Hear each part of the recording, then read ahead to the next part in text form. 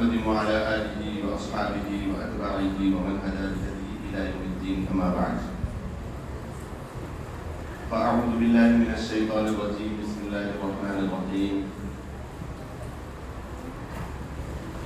وأذن في الناس بالحج يأتوك رجالا وعلى كل ضامر يأتين من كل فج عميق.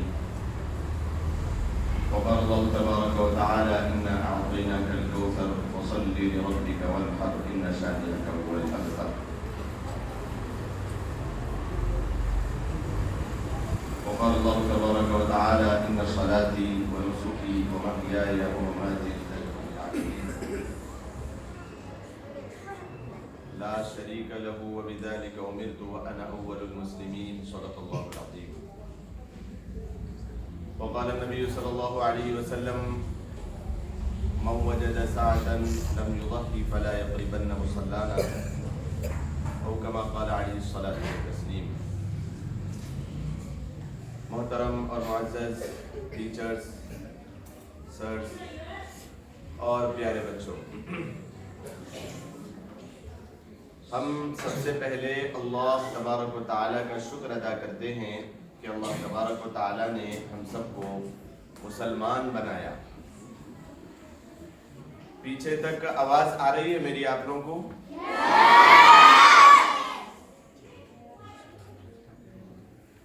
اللہ تبارک و تعالیٰ نے ہم سب کو مسلمان بنایا، دین اسلام کا گہوارہ عطا فرمایا، اللہ کے نبی علیہ الصلاۃ والتسلیم کی غلامی عنایت فرمائی. یہ اللہ تبارک و تعالیٰ کی من جملہ نعمتوں میں سب سے بڑی نعمت ہے. جتنی نعمتیں انسان کو اللہ تبارک و تعالیٰ نے دی، ان میں سب سے بڑی نعمت انسان کے لیے انسان بننے کے بعد ایمان کی دولت ہے. اللہ تبارک و تعالیٰ کی اس نعمت عظمیٰ پر اللہ کا شکر بھی ادا کریں اور احکامات ایمان اور احکامات اسلام اور جو کچھ ہمیں قرآن اور حدیث سے حکم ملے اس پر عمل کرنے کی بھی کوشش کریں. بہرحال ذو الحجہ کے مہینے میں ہم چل رہے ہیں. مہینوں کی گنتی آپ سب کو معلوم ہے، سال میں 12 مہینے ہوتے ہیں. یہ سال کے مہینوں کی گنتی یہ کس نے بتائی؟ سال کے 12 مہینوں کی گنتی اللہ تبارک و تعالیٰ نے اس وقت بتا دی جبکہ اس نے آسمان اور زمین کو پیدا کیا. چند باتیں آپ سے بہت ہی صاف اور بہت کم وقت میں بتائی جائے گی. پیارے بچوں، پوری توجہ کے ساتھ اور پورا منہمک ہو کے سیکھنے کی نیت سے اور جو کچھ سیکھیں گے سنیں گے اس پر عمل کی نیت سے یہاں پر اگر بیٹھیں گے، انشاءاللہ العزیز آپ کے علم میں بھی اضافہ ہوگا اور دنیا اور آخرت کی کامیابی ان باتوں پر عمل کرنے سے بھی ہوگی. قرآن کریم کی آیت اللہ تبارک و تعالیٰ نے ارشاد فرمایا: ان عدت الشہور عند اللہ 12 شہرا فی کتاب اللہ یوم خلق السماوات والارض منها 4 حرم ذلک الدین القیم. قرآن کیا فرماتا ہے کہ بے شک ہم نے مہینوں کی گنتی 12 کی رکھی ہے. ان عدت الشہور اللہ تبارک و تعالیٰ کے نزدیک 12 ہیں. کون سے ہیں وہ؟ محرم، صفر،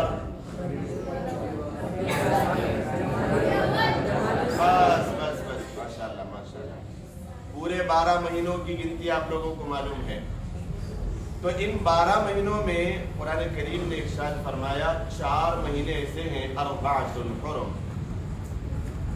یہ 12 مہینوں کی گنتی ہم نے کب دی؟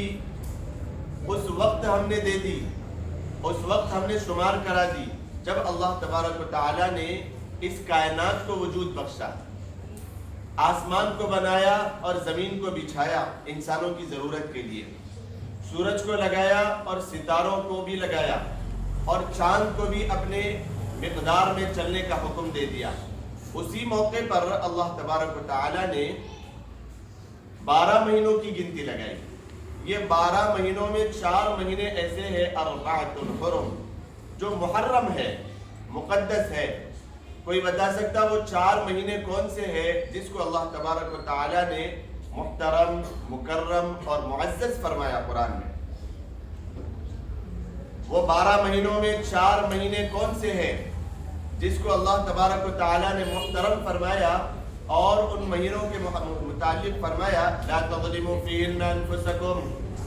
یہ 4 مہینے خاص طور پہ ذہن میں رکھنا، ان مہینوں میں اپنی جانوں کے اوپر ظلم نہ کرنا گناہ کر کے۔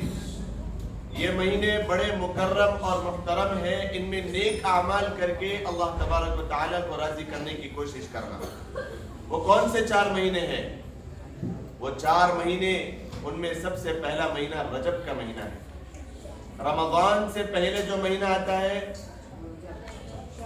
شعبان، شعبان سے پہلے والا جو مہینہ ہے رجب، یہ پہلا مہینہ ہے، اور ذی قعدہ، ذی الحجہ اور محرم، یہ 3 مہینے، یہ 3 اور وہ ایک 4 مہینے، یہ 4 مہینے ایسے ہیں جس کو قرآن کریم فرماتا ہے یہ 12 کے 12 مہینوں میں مقدس ترین مہینے ہیں، محترم مہینے۔ اب جس کو اللہ محترم کہہ دے، جس کو اللہ تبارک و تعالی مکرم کہہ دے، مکرم اور محترم یعنی بڑے امپورٹنٹ اور بہت ہی احترام والے، بہت ہی اعزاز اور تکریم والے مہینے ہیں یہ۔ ان مہینوں میں کیا کرنا ہے؟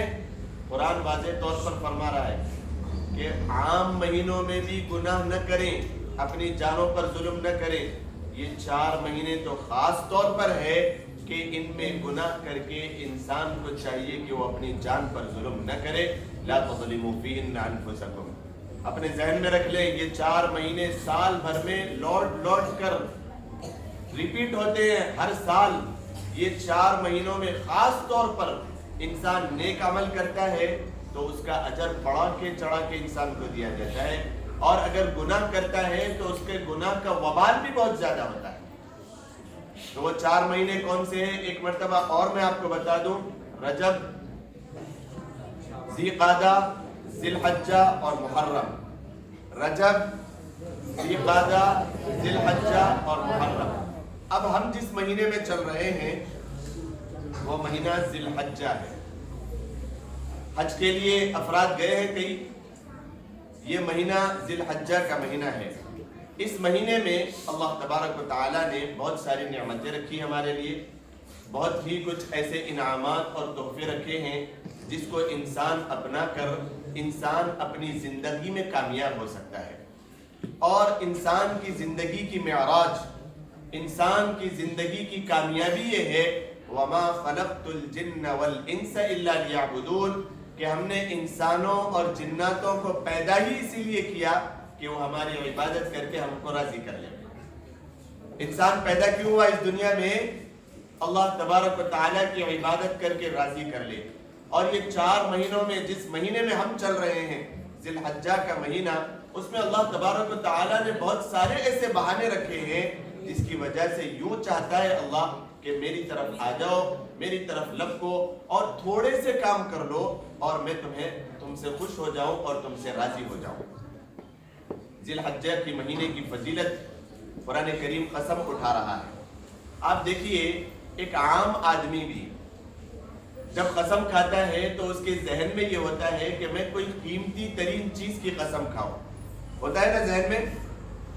ارے کوئی انسان بھی قسم کھائے تو وہ اس کے ذہن میں یہ بات رہتی ہے جس چیز کی میں قسم کھاؤں وہ قیمتی ترین ہو۔ کہ انسان کیا قسم کھاتا ہے؟ ماں کی قسم، جان کی قسم، قرآن کی قسم، اللہ کی قسم، حالانکہ اس کے لیے روا اور جائز نہیں ہے کہ وہ اللہ کے سوا کسی اور چیز کی قسم کھائے، لیکن بندہ انسان قسم کھا رہا ہوتا ہے رزق کی قسم، دیکھو اذان ہو رہی ہے اذان کی قسم، دیکھو نماز کی قسم، ایسا بندہ کھاتا ہے نا قسمیں۔ تو انسان جب قسم کھاتا ہے کسی چیز کو اپنے ذہن میں محتم بالشان سمجھ کے اور عظمت والی سمجھ کے، جب اللہ تبارک و تعالیٰ کسی چیز کی قسم کھائے تو وہ کتنی بڑی چیز ہوگی، کتنی اہمیت والی چیز ہوگی، کتنی مکرم اور محترم اور معزز چیز ہوگی۔ قرآن کریم قسم کھا رہا ہے اس مہینے کے متعلق۔ قرآن کیا قسم کھا رہا ہے؟ والفجر وليال عشر والشفع والوتر والليل اذا يسر هل في ذلك قسم لذي حجر۔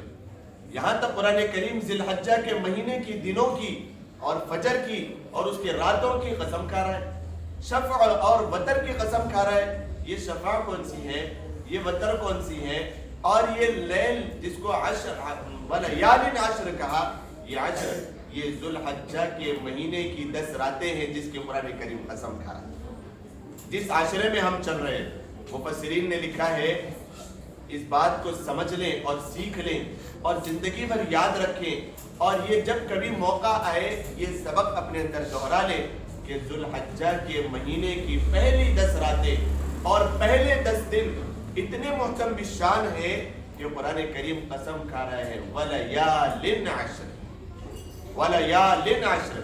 اسی وجہ سے اللہ کے نبی علیہ السلام نے فرمایا کہ رمضان المبارک کے مہینے کے بعد اللہ تبارک و تعالیٰ کے نزدیک نیک اعمال کی سب سے زیادہ اہمیت اور سب سے زیادہ ثواب جو اللہ تبارک و تعالیٰ دیتے ہیں وہ ذی الحجہ کے مہینے کے پہلے 10 دن میں نیک اعمال کرنے کے۔ اب آج تاریخ بھی 7 تاریخ ہو گئی، آج ہمارے لیے 8 تاریخ ہے، انشاءاللہ جمعرات کے دن عید کا دن ہوگا ہمارے لیے 10 ذی الحجہ۔ قربانی کی اہمیت اور فضیلت بھی آپ کے سامنے بتائی جائے گی۔ اب یہ 10 دن میں اللہ کے نبی علیہ السلام نے ارشاد فرمایا کہ کوئی شخص ذی الحجہ کے مہینے کے 10 دنوں میں اگر ایک دن روزہ رکھتا ہے، اللہ تبارک و تعالیٰ کی ذات سے امید ہے کہ اس شخص کو 1 سال حج کر 1 سال روزہ رکھنے کے برابر ثواب دیا ہے۔ ایک دن روزہ رکھنے کا ثواب 1 سال حج روزہ رکھنے کے برابر۔ ہاں، یہ وہ مہینہ چل رہا ہے جس میں ہم چل رہے ہیں۔ ایک دن اگر روزہ رکھیں گے، مثلا کل 9 ذی الحجہ ہمارے لیے ہے، ہم اگر کل کے دن کا ایک روزہ رکھ لیں، اللہ کے نبی علیہ السلام نے فرمایا کہ ایک دن کا روزہ پچھلے 1 سال کے گناہوں کی معافی اور 1 سال کے روزوں کا ثواب اور آئندہ سال کے لیے نور انسان کے لیے مقدر کر دیا جاتا ہے کہ اس نور کی روشنی میں انسان نیک اعمال کی طرف لپکتا ہے۔ بہت سارے لوگوں کو ہم نے دیکھا کہ وہ حج پر گئے ہوئے ہیں، اب سب کے سب دنیا کا ہر مسلمان حج پر چلا جائے یہ تو انسان کے لیے ناممکن تھا۔ اللہ کے نبی علیہ السلام نے ارشاد فرمایا کہ یہاں پر جو لوگ رہیں گے وہ لوگ صرف حاجیوں کی مشابہت بھی اگر اختیار کر لیں گے، اللہ تبارک و تعالیٰ ان تمام کے اوپر بھی جو حاجیوں کے اوپر رحمتیں نازل ہو رہی ہیں ان کے کچھ چھینٹیں اور رحمتوں میں سے کچھ حصے کا ان کو بھی مستحق بنا دیں گے۔ مثلا حاجی احرام باندھنے کے بعد ناخن اپنے نہیں کاٹتے، اپنے سر کے بال نہیں تراشتے، اپنے جسم کے زائد بالوں کو نہیں نکالتے۔ یہ حاجیوں کی مشابہت اگر انسان اختیار کر لے گا یہاں پر تو پھر اللہ تبارک و تعالیٰ کا حکم ہے، اللہ کے نبی علیہ السلام نے فرمایا کہ ان کے اوپر جو رحمتوں کا نزول ہوتا ہے اس سے وہ عام انسان جو حج کے لیے نہیں پہنچا، وہ ہندوستان، پاکستان، بنگلہ دیش اور دنیا کے دور و دراز کنٹریز میں رہتا ہے، وہ لوگ بھی ان رحمتوں سے اپنے آپ کو مستفیض کر سکتے ہیں اگرچہ وہ اپنے اندر وہی مشابہت کو اختیار کر لیں۔ تو ضرورت اس بات کی ہے کہ ہم وہ مشابہت اپنے اندر اختیار کریں، یہ چیز مستحب ہے۔ اگر ہم یہ چیز کریں گے اور پھر قربانی کریں گے اس کے بعد اللہ تبارک و تعالیٰ اگر قربانی نہیں بھی کر سکتا کوئی انسان یہ چیز کو رکھ لے وے اور اس کو قربانی کے دن پھر اپنے ناخن اور بال کو نکالے وے، اللہ تبارک و تعالیٰ قربانی کرنے والوں کے برابر ثواب عنایت فرمائے گا۔ لیکن یہ مسئلہ ذہن میں رکھے، کوئی شخص صاحب نصاب ہے، عاقل اور بالغ ہے، اس کے باوجود قربانی نہیں کرتا، اللہ کے نبی علیہ السلام نے اس کے لیے وعید ارشاد فرمائی۔ یہ ان لوگوں کے لیے ہے جو صاحب استطاعت نہیں ہے، جس کے پاس اتنے پیسے نہیں ہیں کہ وہ قربانی کر سکے، اور وہ شخص حاجیوں کی مشابہت اختیار کر لے وے تو پھر اس شخص کو قربانی کے برابر ثواب ملے گا۔ بہرحال یہ جو 10 دن میں ہم چل رہے ہیں اس کی چند فضیلت میں آپ کے سامنے بتاؤں کہ یہ کتنے محترم شان دن ہیں۔ کہ کیا کچھ اپنے اندر برکتیں، رحمتیں، اللہ تبارک و تعالیٰ کی محبتیں اور اللہ تبارک و تعالیٰ کی عنایتیں اپنے اندر رکھتے ہیں، کیسی قدر ہم ان دنوں کی کریں۔ قرآن کریم کی قسم تو میں نے آپ کو بتا دیا، والفجر ولیال عشر، قسم ہے فجر کی۔ اب پوچھا جائے گا کہ یہ کون سی فجر ہے، یہ کون سی فجر ہے جس کو قرآن کریم والفجر قسم کھا رہا ہے؟ یہ کون سی فجر ہے؟ یہ فجر علماء کرام نے لکھا کہ ذوالحجہ کے مہینے کی یہ جو 10 دن چل رہے ہیں ان دنوں کی فجر ہے۔ بہت سارے ایسے لوگ آپ کو مل جائیں گے جو ذوالحجہ کے مہینے کی فضیلت بھی نہیں معلوم جن کو، اور جو فجر کی نماز میں بھی غائب ہو جاتے ہیں، سال بھر نہ پڑھے ان کے لیے اجر اور ان کے لیے وعید اور ان کے لیے وبال ہے، لیکن ذوالحجہ کے مہینے میں خاص طور پر نہ پڑھے، اللہ تبارک و تعالیٰ کی بڑی ناراضگی ان لوگوں کے لیے ہوتی ہے۔ جو جتنا مقدس دن ہوتا ہے، جو جتنی محترم جگہ ہوتی ہے، جو جتنے مقدس اوقات ہوتے ہیں، ان میں ثواب کرنے کا جتنا بڑا اجر ملتا ہے، گناہ کرنے پر بھی اتنی ہی زیادہ وعیدیں انسان کو ملتی ہے۔ ذہن میں رکھیں، حضرت عبداللہ ابن مسعود رضی اللہ تعالیٰ عنہ جب مکہ المکرمہ پہنچتے تو آپ کے چہرے کا رنگ بدل جاتا، آپ پریشانی کے عالم میں آ جاتے اور مصیبت کی ایک گھٹاٹون برسات آپ کے اوپر نازل ہو جاتی۔ لوگ آپ سے کہتے کہ عبداللہ ابن مسعود، جب دوسرے لوگ مکہ المکرمہ حج کے لیے یا عمرے کے لیے پہنچتے ہیں تو ان کے چہروں پر تو ایک خوشی ہوتی ہے، ہم سب بھی پہنچیں گے تو انشاءاللہ العزیز اللہ تبارک و تعالی یہ دن ہمارے لیے بھی مقدر فرمائے کہ بار بار ہم مکہ المکرمہ اور بیت اللہ کی حاضری ہمارے لیے مقدر ہو۔ انشاءاللہ اللہ تبارک و تعالی ہم سب کو بھی وہاں پر کی حاضری نصیب فرمائے، آمین۔ عبداللہ ابن مسعود پہنچ رہے ہیں، چہرے کا رنگ بدل جا رہا ہے۔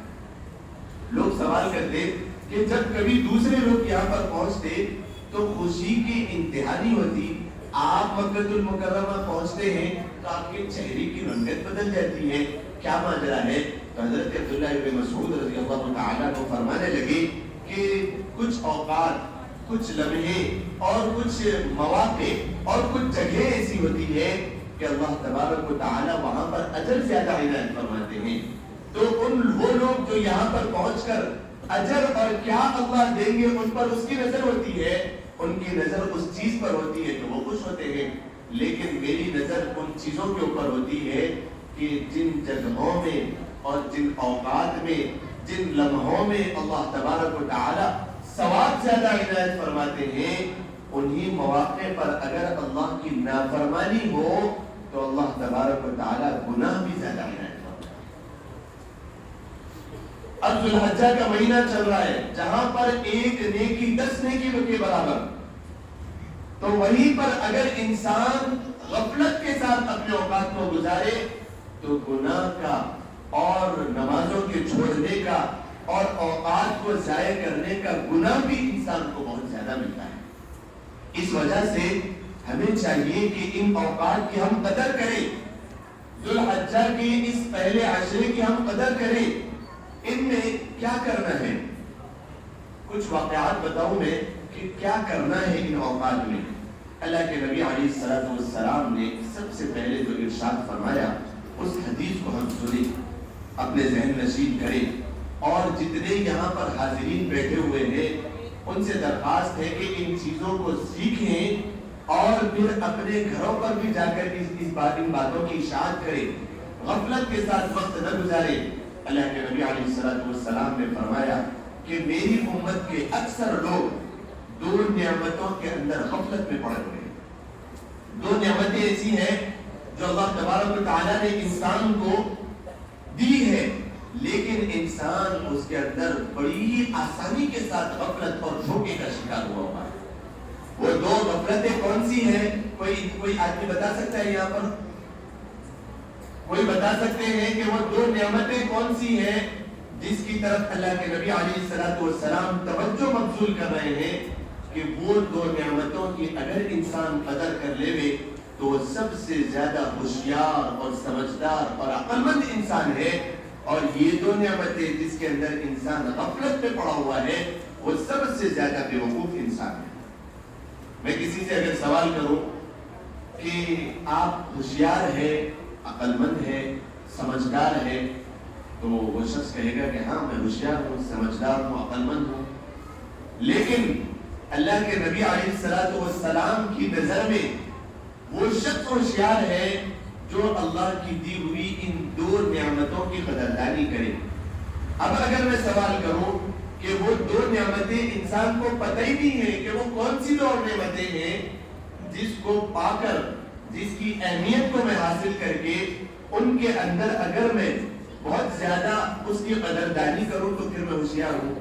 تو بتائیے وہ کون سی دو نعمتیں ہیں جس کے متعلق اکثر امت مسلمہ کے لوگ غفلت میں پڑے؟ وہ کون سی نعمتیں ہیں؟ میری نظر جہاں تک جا رہی ہے وہاں تک ماشاءاللہ لوگ بیٹھے ہوئے ہیں.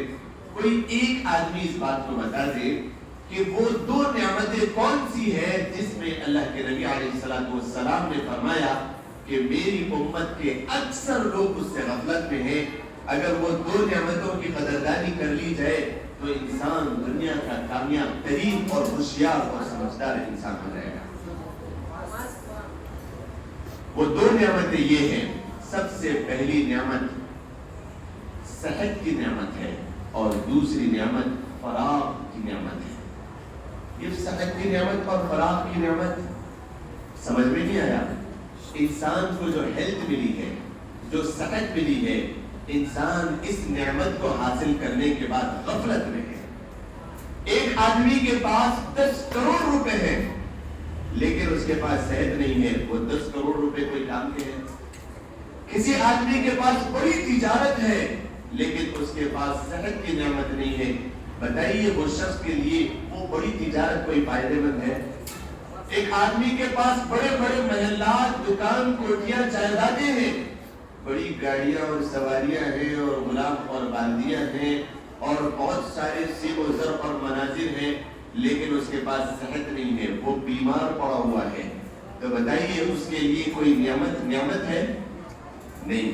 تو ٹھیک اسی طریقے سے جتنے یہاں پر بیٹھے ہوئے ہیں اللہ تبارک و تعالیٰ نے صحت کی نعمت تو دی ہے لیکن اس نعمت کو حاصل کر کے وہ اس نعمت کی غفلت میں پڑے ہوئے ہیں، اس نعمت کا صحیح استعمال نہیں کرتے ہیں. دوسری نعمت فراغ وقت. فراغ کسے کہیں گے؟ اوقات جو ہمیں ملتے ہیں، یہ زندگی کے جو لمحات ہم سے گزر رہے ہیں، یہ فارغ وقت جو اسکول میں ہے وہ تو اسکول میں ہے اور جو مدرسے میں ہے وہ تو مدرسے میں ہے. یہاں سے نکلنے کے بعد جو ہمیں خالی اوقات ملتے ہیں اس کو ضائع کر دینا، ٹائم پاس اس میں کر دینا.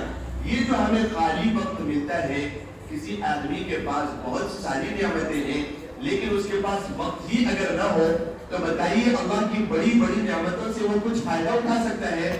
وہ فائدہ نہیں اٹھا سکتا. اسی وجہ سے اللہ کے نبی علیہ الصلوۃ والسلام نے ارشاد فرمایا کہ ایک آدمی قیامت کے دن آئے گا، قیامت کا ماحول برپا ہے، ہزاروں لاکھوں کروڑوں اربوں حضرت آدم علیہ الصلوۃ والسلام سے لے کر صبح قیامت تک جتنے لوگ پیدا ہوں گے سب کے سب حشر کے میدان میں جمع ہوئے ہیں.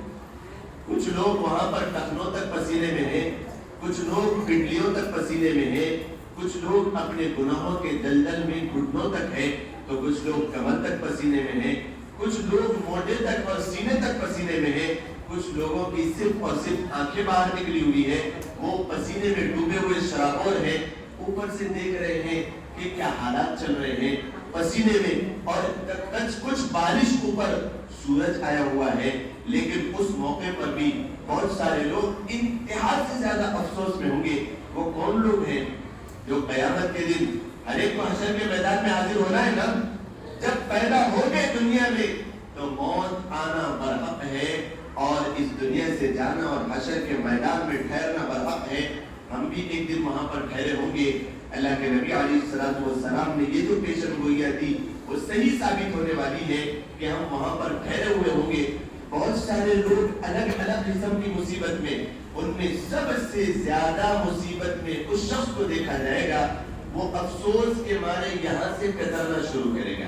کسی کو آپ فکر میں دیکھیں گے تو اس طریقے سے فکر میں ہوگا, تو افسوس کے مارے انسان یہاں سے کترتے ہوئے اپنے پہنچوں تک, اپنے یہاں پر تک, یہاں تک کتر لے گا, یہاں تک کتر لے گا. افسوس کے مارے کترتے کترتے فکر اتنی زیادہ ہوگی, افسوس اتنا زیادہ ہوگا کہ یہاں تک کترے گا اور اس کو کوئی چیز کی یعنی پرواہ نہیں ہوگی, اسے تکلیف نہیں ہوگی, ہاتھ کترا جا رہا ہے. چھوٹی سی چنگاری اگر لگ جائے تو انسان بے چین ہو جاتا ہے. اپنی ہی دانتوں سے کتر کتر کے خون خون یہاں تک کر رہا ہے, اسے اپنے ہاتھ کی فکر اور تکلیف محسوس نہیں ہو رہی ہے, اسے یہ فکر لاحق ہے کہ چند ہی لمحات میں مجھے منہ اور ناک کے بل گھسیٹ کے جہنم کا ایندھن بنا دیا جائے گا. فکر کس چیز کی ہوگی؟ اب سنیے آپ, فکر اس چیز کی ہوگی کہ دنیا میں رہتے ہوئے میں نے اپنے فراغ وقت کو, خالی اوقات کو میں نے ٹائم پاس کر دیا. جس کو اپنے انداز میں کہوں میں تو میں نے خالی اوقات کو کی قدردانی کرنے کے بجائے ان میں کچھ نیک اعمال کر لیتا, اللہ کو راضی کر لیتا, با مقصد زندگی گزار لیتا, اللہ تبارک و تعالیٰ کی خوشنودی کے اعمال کر لیتا, مخلوق خدا کی کچھ خدمت کر لیتا.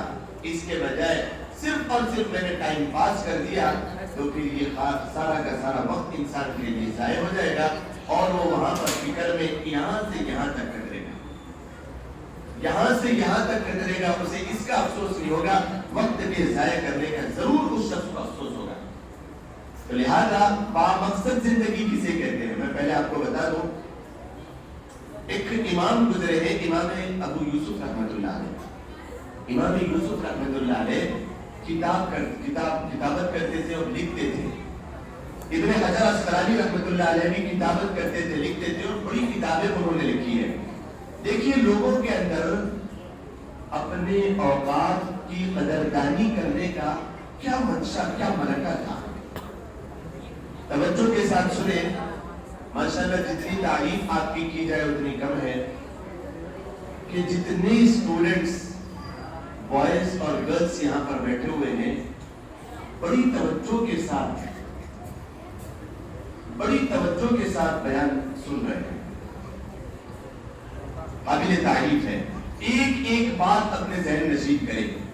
پہلے زمانے کے لوگ اپنے وقت کی کیسی قدر کرتے تھے آپ دیکھیں. ابن حجر, علامہ حجر اسقلانی رحمۃ اللہ علیہ بہت ساری کتابیں آپ نے اپنی زندگی میں تصنیف کی. کتابت کے بعد جو لکڑی کا جو قلم بناتے تھے, لکھ لکھ کے جب کھس جاتا تو ایک چاقو لے کے اور اس کے آلے لے کے اس کو پھر چھلتے تھے, صحیح کرتے تھے. وہ جب وہ صحیح کر رہے ہوتے تھے تو اپنے قلم کو صحیح کرنے میں وہ پڑھتے تھے سبحان اللہ والحمد للہ ولا الہ الا اللہ واللہ اکبر ولا حول ولا قوة الا باللہ العلی العظیم. اور کرتے تھے, اپنے کام کو کرتے ہوئے یہ پڑھتے تھے. لوگوں نے سوال کیا کہ بھئی ایک کام آپ کر رہے ہیں تو اس میں اس زبان کا کیا تعلق؟ وہ فرمایا کرتے تھے کہ زندگی کے لمحات بڑے قیمتی ہے. اللہ تبارک و تعالیٰ نے یہ زندگی ایسے ہی انسان کو نہیں دے دی, اور اللہ تبارک و تعالیٰ انسان کے اس دنیا سے جانے کے بعد, مرنے کے بعد والی زندگی کو ایسے ہی کامیاب نہیں کرے گا, بلکہ ایک ایک لمحے کو اگر میں قیمتی بناؤں تو پھر مرنے کے بعد مجھے اس کا اجر ملے گا. لہذا میں قلم چھلتے ہوئے کہ یہ وقت کہیں ضائع نہ ہو جائے, اس میں تو میرے ہاتھ کا کام ہے, لہذا میں اپنی زبان کو خالی کیوں رکھوں. اس وجہ سے وہ اتنے اوقات میں بھی اپنے وقت کو بامقصد بناتے تھے اور اپنی حیات کے لمحات کو ضائع ہونے سے بچاتے تھے. امام یوسف رحمۃ اللہ علیہ کے متعلق میں بتا رہا تھا آپ کو کہ کیسے بامقصد زندگی وہ گزارتے تھے. ہم یہاں سے سبق لیں, جب ہم بیان سن رہے ہوں, کبھی بھی کوئی واعظ و نصیحت سن رہے ہوں, بیان کے واعظ و نصیحت کے سننے کا تعلق کان سے ہے. زبان ہماری خالی کیوں رہے, دل ہمارا خالی کیوں رہے, ہم خاموشی کے ساتھ دل ہی دل میں درود پڑھتے ہوئے سنیں صلی اللہ علیہ وسلم, اور سبحان اللہ والحمد للہ ولا الہ الا اللہ واللہ اکبر ولا حول ولا قوت الا باللہ العلی العظیم، اس کا ورد اپنی زبانوں سے کرتے تھے. ہر ایک جتنے یہاں پر بیٹھے ہوئے ہیں اپنی زبان کے اوپر درود جاری رکھیں، کیونکہ سننے کا تعلق کان سے ہے، دل میں اپنے ورد چلتا ہے. صلی اللہ علیہ وسلم. امام یوسف رحمۃ اللہ علیہ، آپ کی کچھ اولاد بھی ہے، آپ کی ازواج مطہرات بھی ہے، اور آپ وقت کے قاضی القضات ہیں، آپ جسٹس ہیں. آپ اپنے ساری کی ساری مصروفیات کے باوجود آپ کے متعلق کتابوں میں لکھا ہوا ہے کہ ایک دن میں آپ 200 رکعت نفل پڑھا کرتے تھے. 200 رکعت نفل پڑھا کرتے تھے. کتنی بڑی بات ہے. وقت کا جج ہے، امام بھی ہے، مسائل بھی درپیش ہے. لوگوں کے مسائل سننے کے بعد اس کے جواب بھی فراہم کرنا ہے اور قضات کے فرائض بھی انجام دینا ہے، جو ڈیوٹیز ہے اس کو بھی پورے کرنے ہیں. پھر بھی اللہ تبارک و تعالیٰ کی اس نعمت کا اتنا قدر کرتے تھے کہ ایک دن میں 200 رکعت. ہم سے فرض نماز نہیں پڑھی جاتی، 200 رکعت تو بڑی دور کی بات ہے.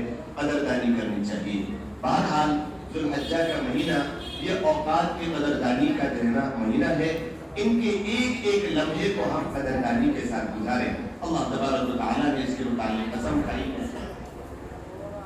اللہ تبارک و تعالیٰ نے اس کے متعلق قسم اٹھائی ہے، والفجر وليال العشر والشفع والوتر والليل اذا يسر هل في ذلك قسم لذي حجر.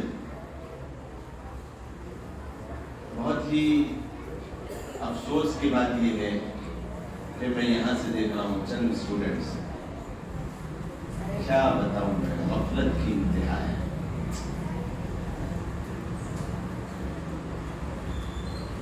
انتہا ہے افسوس.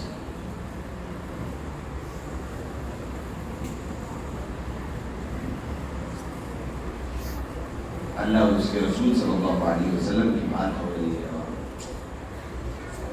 افسوس ہے، لڑتے ہوئے جھگڑتے ہوئے باتیں کرتے ہوئے بیٹھے.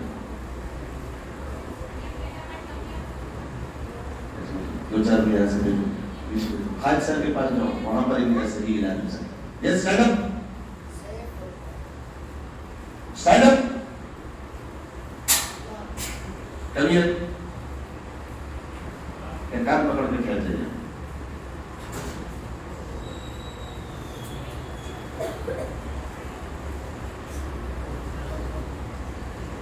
نہ خود آپ سن رہے ہیں نہ دوسروں کو سننے کا موقع ہے. نیچے تھوڑا بڑا نیچے. دیکھیے یہ مواقع ایسے ہوتے ہیں جس میں شیطان انسان کو بھٹکاتا ہے. اچھی بات اگر سن لیں گے اور پھر آپ اچھا عمل کر لیں گے تو پھر آپ دنیا اور آخرت کی کامیابی آپ کے قدم چومے گی. شیطان انسان کا کھلا ہوا دشمن ہے، وہ چاہتا ہی نہیں ہے انسان کوئی اچھی بات سنے اور اس کے اوپر عمل کرے. ہم اس کے جھانسے میں نہ پڑیں، بلکہ ہم کوشش کریں کہ کچھ اچھی باتیں ہم اپنے ذہن نشین کریں. میں کوشش پوری کر رہا ہوں کہ پوری توجہ کے ساتھ آپ کے سامنے کچھ اچھی باتیں بولوں، لیکن اللہ معاف کرے، اللہ حفاظت فرمائے. ایسی اگر غفلت ہوگی کس کو سناؤں گا میں.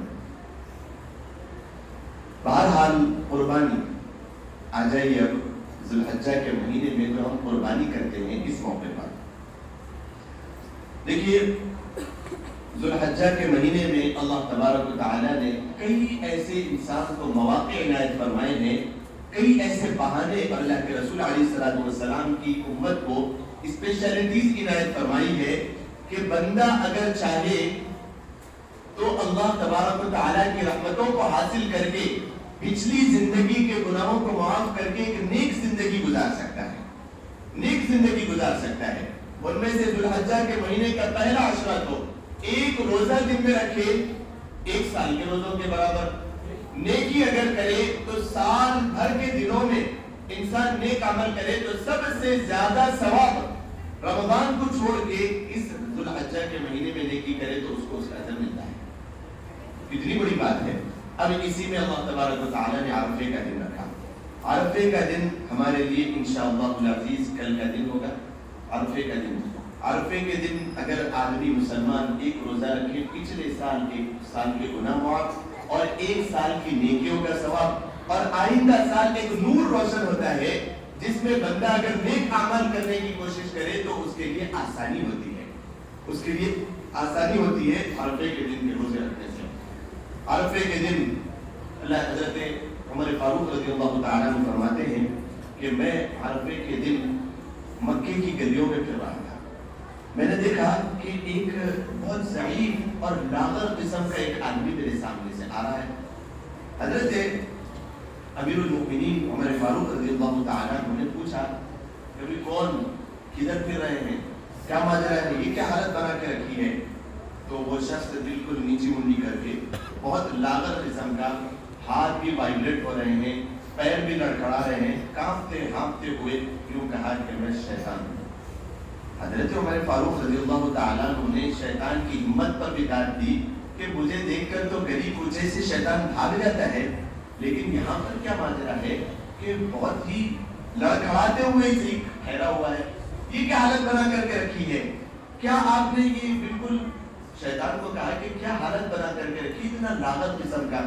تو اس نے کہا کہ میں دیکھ رہا ہوں آج کے دن اللہ تبارک و تعالیٰ کی اتنی رحمتیں دنیا بھر کے لوگوں کے لیے نازل ہو رہی ہے، اور یہ جو حج کے لیے آئے ہوئے ہیں زندگی بھر میں نے ان کو بھٹکاتے اور ان کو جو ہے نا نیک راہوں سے ہٹاتے ہوئے زندگی میں نے کھپا دی کہ آج کا ایک دن یہ اللہ تبارک و تعالیٰ کے سامنے رو کے اپنے گناہوں کی معافی مانگ رہے ہیں، اور وہ اللہ کی اتنی رحمتیں نازل ہو رہی ہے کہ زندگی بھر کے گناہ انسان کے معاف ہو رہے ہیں، اور وہ ایسا ہو رہا ہے جیسے اس نے اپنی زندگی میں کوئی گناہ ہی نہیں کیا، آج ہی ماں کی پیٹ سے دنیا میں آیا ہے۔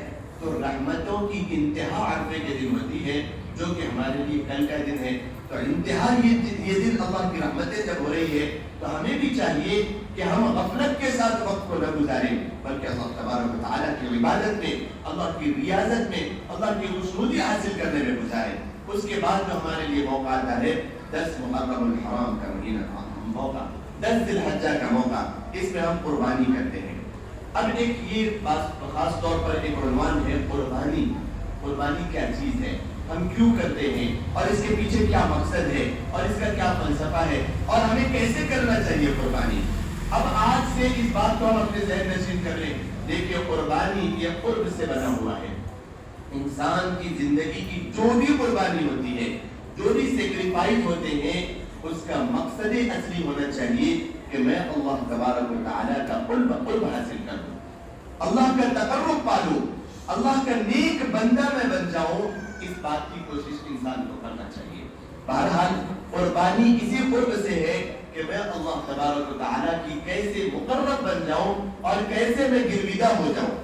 بہرحال قربانی، اللہ کے نبی علیہ السلام نے فرمایا کہ صحابہ کرام کے سوال پر ما هذه القضاء یا رسول اللہ، یہ قربانی کیا چیز ہے اللہ کے نبی علیہ السلام؟ آپ صلی اللہ علیہ وسلم نے ارشاد فرمایا یہ تمہارے جد امجدی، تمہارے باپ حضرت ابراہیم علیہ السلام کی سنت اور ان کا طریقہ ہے۔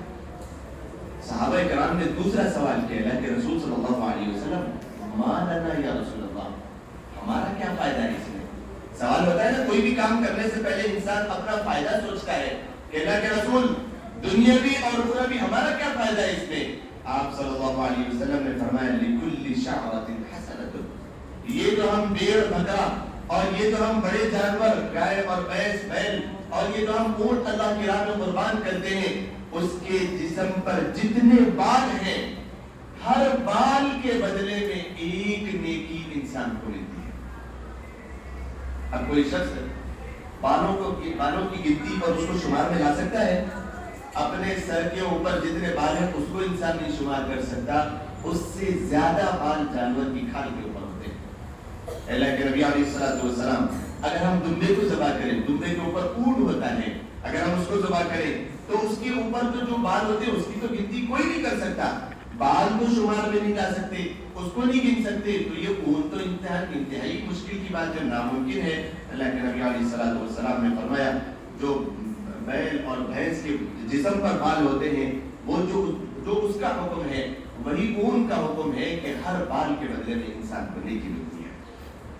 قربان جاؤں میں قربانی کا اتنا بڑا ثواب ہے، قربانی کا جانور جو ہم ذبح کرتے ہیں ان میں کا گوشت وغیرہ تو ہم استعمال میں لاتے ہیں، اس کو کھاتے ہیں، لیکن قربانی کا فائدہ یہ ہوتا ہے کہ انسان جب اس کو قربان کر دیتا ہے قیامت کے دن اللہ تبارک و تعالیٰ اس جانور کے کھر جو جانور کے پیر کے جوتے ہوتے ہیں اس کو تو انسان استعمال میں نہیں لاتا، کھاتا نہیں، اس کا جو جسم کا جو جرم ہے اس کو تو پکاتا اور استعمال میں لاتا نہیں، کھاتا نہیں اس کو، اور اس کے اندر جو غلاظت ہے اس کو بھی ہم پھینک ڈالتے ہیں دور دراز پہ، اس کی جو سینگ ہے یہ بھی ہم استعمال میں نہیں لاتے، انسان کی کسی ضرورت میں نہیں آتا، لیکن اللہ کے نبی علیہ السلام نے فرمایا جو شخص قربانی کرتا ہے اس کے کھر اور اس کی غلاظت اور اس کے بول و براز اور اس کے سینگ اور اس کے چرم اور اس کے جو جسم کے اوپر جو جلد ہوتی ہے یہ ساری چیزوں کو ملا کر اور اس کے گوشت اور ہڈی کو جمع کر کے اس میں 10 گنا بڑھا کر کے اس کو نیکیاں بنا کر کے اس شخص کے ذمے میں حوالے کر دیا جاتا ہے جس کے نام سے قربانی کی جاتی ہے۔ کتنا بڑا ثواب ہے یہ قربانی کا جانور جب ہمارے گھروں کے پاس آئے ہماری کیا ذمہ داری بنتی ہے؟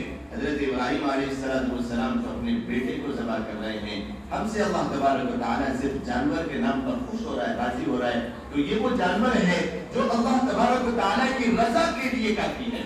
اللہ تبارک و تعالیٰ کی راہ میں اس کو اگر ہم قربان کریں گے، اس کے گردن کے اوپر اگر ہم چھری پھیریں گے گلے کے اوپر، تو پھر اللہ تبارک و تعالیٰ راضی ہو رہے اس عمل سے۔ اسی وجہ سے اللہ کے نبی علیہ السلام نے فرمایا نحر کے دن یعنی 10 ذی الحجہ اور 11 اور 12 یہ ایام ذی الحجہ میں یہ 10 11 12 میں سب سے زیادہ محبوب ترین عمل اور سب سے زیادہ اللہ تبارک و تعالیٰ کو خوش کرنے والا عمل یہ خون کو اللہ کی راہ میں بہانا ہے۔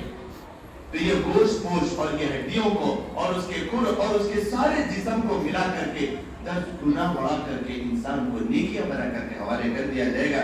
یہ وہ قیامت کا دن ہے جس دن انسان کے لیے نہ باپ کام آنے والا ہے نہ ماں کام آنے والی ہے۔ قرآن کریم اس کو ارشاد فرماتا ہے یوم یفر المرء من اخیہ وامہ وابیہ وصاحبتہ وبنیہ لکل امرئ منہم یومئذ شأن یغنیہ۔ اور قرآن کریم اسی کو فرماتا ہے 21ویں پارے میں یا ایھا الناس اتقوا ربکم واخشوا یوما لا یجزی والد عن ولدہ، والد اپنے بیٹے کے کوئی کام آنے والا نہیں۔ یہاں تک تو یہاں پر تو ایک بالکل ایک چھوٹا سا اگر کوئی چیز چپ بھی جائے بیٹے کے پیر میں تو پھر باپ بے چین ہو جاتا ہے۔ قیامت کے دن فیصلے ہو رہے ہیں جنت اور جہنم کے، قیامت کے دن انسان پریشانیوں کی حالت میں ہے، وہاں پر نہ باپ کام آنے والا نہ ماں کام آنے والی، نہ شوہر کے ساتھ زندگی بسر کرنے والی بیوی اس کے کام آنے والی، نہ شوہر بیوی کے کوئی کام آنے والا، نہ آل اولاد کسی کے کام آنے والی۔ اس موقع پر اگر انسان کو اتنی زیادہ نیکیاں اگر مل رہی ہو تو بتائیے کتنا سستا سودا ہے، کتنی بڑی قربانی کا عمل ہے، کتنا بڑا اس کا اجر ہے۔ ہمیں قدردانی کرنی چاہیے ان جانوروں کی، بلکہ اس کو مار دھاڑ اور اس کے پیچھے وقت ضائع کرنے کے بجائے کوئی انسیت پیدا کرنی چاہیے، اپنے ہاتھ سے کھلا پلا کے اس کو تیار کرنا چاہیے، اس کو نلا دھلا کے اس کو تیار کرنی چاہیے، جو محبت ہمارے اپنے دل میں پیدا ہو جائے۔ اللہ تبارک و تعالیٰ کی راہ میں اس جانور کے گلے پر چھری چلا کے اس محبت کو قربان کرنا چاہیے۔ کیا تھی یہ قربانی کا فلسفہ؟ کیا اس کی حقیقت تھی؟ کیوں اس جانور کو تکلیف دی جا رہی ہے؟ یہ جانور کو اللہ کی راہ میں قربان کرنے کا جو فلسفہ ہے، جو مقصد ہے، اس کو ہم سمجھے۔ یہ مقصد اگر ہمیں سمجھ میں آ گیا، خدا کی قسم انسان کی زندگی کی اصل چیز اس کو حاصل ہو گئی۔ یہ قربانی کا مقصد کیا ہے؟ اچانک حضرت ابراہیم علیہ السلام کو خواب آتا ہے، اچانک 8 ذی الحجہ کو خواب آیا کہ میں اپنے بیٹے کو ذبح کر رہا ہوں۔ عقل میں آنے والی بات ہے کہ باپ اپنے بیٹے کو اللہ کی راہ میں قربان کر دے؟ ارے کسی کی عقل میں آتی ہے یہ بات کہ بیٹے کو باپ قربان کر دے؟ میں یہ بتا رہا ہوں کہ کانٹا بھی چپ جائے تو باپ اور ماں بے چین ہو رہے ہیں، یہاں پر اللہ کی راہ میں اپنے بیٹے کو قربان کیا جا رہا ہے۔ خواب میں دیکھا، حضرت ابراہیم علیہ السلام نے کہا کہ شاید خواب ہوگا۔ 9 ذی الحجہ کو عرفے کے دن پھر خواب دیکھا، شاید ہو سکتا ہے کہ خواب ہے۔ 10 ذی الحجہ کو رات میں پھر سے خواب دیکھا اور سمجھ لیا کہ یہ اللہ تبارک و تعالیٰ کا حکم ہے کہ میں اپنے بیٹے کو اللہ کی راہ میں قربان کر دوں۔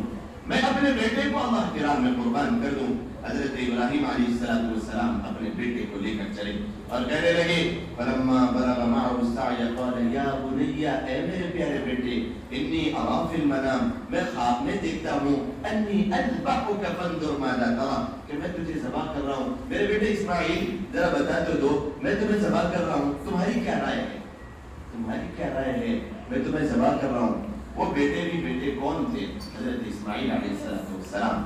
ابراہیم علیہ السلام کی صلب سے اس دنیا میں آنے والے، اور اس دنیا میں اللہ کے نبی علیہ السلام جس کی صلب سے دنیا میں آنے والے ہیں، جس کی نسل میں حضرت محمد مصطفیٰ صلی اللہ علیہ وسلم آنے والے ہیں، یہ وہ جد امجد ہے اسماعیل، سیدنا اسماعیل علیہ السلام۔ آپ فرمانے لگے، اور یہ سوال کس لیے تھا؟ بیٹے کو لے کے چل رہے ہیں، اہلیہ سے کہہ دیا حضرت حاجرہ علیہ السلام کہ میں بیٹے کو ملاقات کرانے کے لیے لے جا رہا ہوں، اپنے دوست سے، خلیل اللہ تھے، اللہ کے دوست سے ملاقات کرانے کے لیے لے جا رہا ہوں۔ لکڑی کاٹنے کے لیے ایسا ایک طریقہ تھا کہ آپ کے ہاتھ میں چھری بھی ہے اور آپ کے ہاتھ میں رسی بھی ہے کہ بچے کو باندھنا بھی ہے اور اس کو اللہ کے راہ میں قربان کرنا ہے۔ یہ کہہ کر نکل گئے، راستے میں سوال کر رہے ہیں، بیٹا میں آپ کو ذبح کر رہا ہوں اللہ کے راہ میں، مجھے یہ خواب دکھایا گیا، آپ کی کیا رائے ہے؟ یہ سوال اس لیے تھا کہ میں نے جو اپنے بیٹے کی تربیت کی ہے، میرے بیٹے کے اوپر اپنی تربیت کا ابھی تک کیا اثر ہوا؟ حلال کا لقمہ کھلایا ہے، تربیت کی ہے، اللہ کے گھر کے پاس بسایا ہے، اللہ کے خاطر اپنی بیوی اور بیٹے کو لبدب میدان میں چھوڑ دیا۔ کبھی سوچا کہ کوئی باپ بیوی کو، کوئی شوہر اپنی بیوی کو اور اولاد کو کسی میدان میں لب و دب، جہاں پر نہ کوئی درخت ہے، نہ جہاں پر کوئی پانی ہے، جہاں پر ایک قطرے کا پانی ہے، وہاں پر چھوڑ کر آ جائے؟ کسی کے ذہن میں آتا ہے؟ کسی کی عقل میں آتا ہے کہ کوئی انسان ایسے آدمی کو کوئی ہوشیار اور سمجھدار سمجھے؟ لیکن یہی اللہ تبارک و تعالیٰ کے سامنے انسان کو چاہیے کہ قربانی کا جذبہ یہ انسان کے اندر پیدا ہو۔ اس وجہ سے کیا تربیت میں نے جو کی ہے اس کا کیا اثر ہوا، کتنی تربیت ہوئی، اس چیز کو دیکھنے کے لیے پہلے کے ماں باپ ایسے تھے، اپنے بچوں کو حلال کے لقمے کھلا کے ان کی تربیتیں کرتے تھے، نمازوں کا پابند، قرآن کی تلاوت کا پابند اور اخلاق کا پابند اور نیک اعمال کا پابند، جھوٹ بولنے سے بچانے کا پابند، سچ گوئی کی عادت ڈالنا اور آنکھوں سے اچھی چیزوں کو دیکھنا اور دل کو قلب سلیم بنانا، یہ ساری کی ساری چیزیں ان کے اندر پیدا کرتے تھے۔ اور تربیت کے اوپر کچھ دیکھتے بھی تھے، امتحان بھی لیتے تھے۔ یہ وہ امتحان کے طور پر پوچھ رہے ہیں باپ اپنے بیٹے سے، انی اری فی المنام انی اذبحک فانظر ماذا تری، میرے بیٹے میں تجھے ذبح کر رہا ہوں اللہ کی راہ میں، تیری کیا رائے ہے بتا دے۔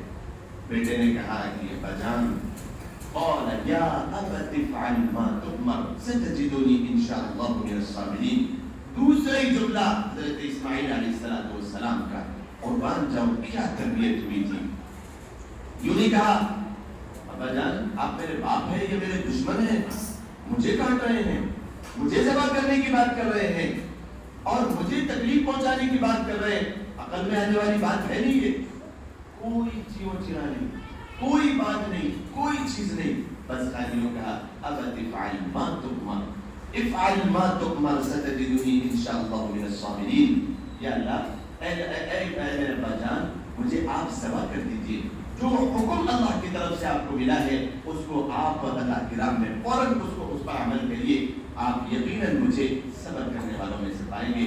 حضرت ابراہیم علیہ السلام نے اپنے بیٹے کو مینا کی وادیوں میں لے گئے اور وہاں پر لے جا کر ان کو الٹا لٹایا۔ باپ بھی قربانی کرنے کے لیے تیار، بیٹا بھی قربان ہونے کے لیے تیار۔ قرآن کریم نے اس کو فرمایا فلما اسلما وتلہ للجبین، دونوں کے دونوں اللہ تبارک و تعالیٰ کے حکم کی فرما برداری کرنے کے لیے تیار ہو گئے۔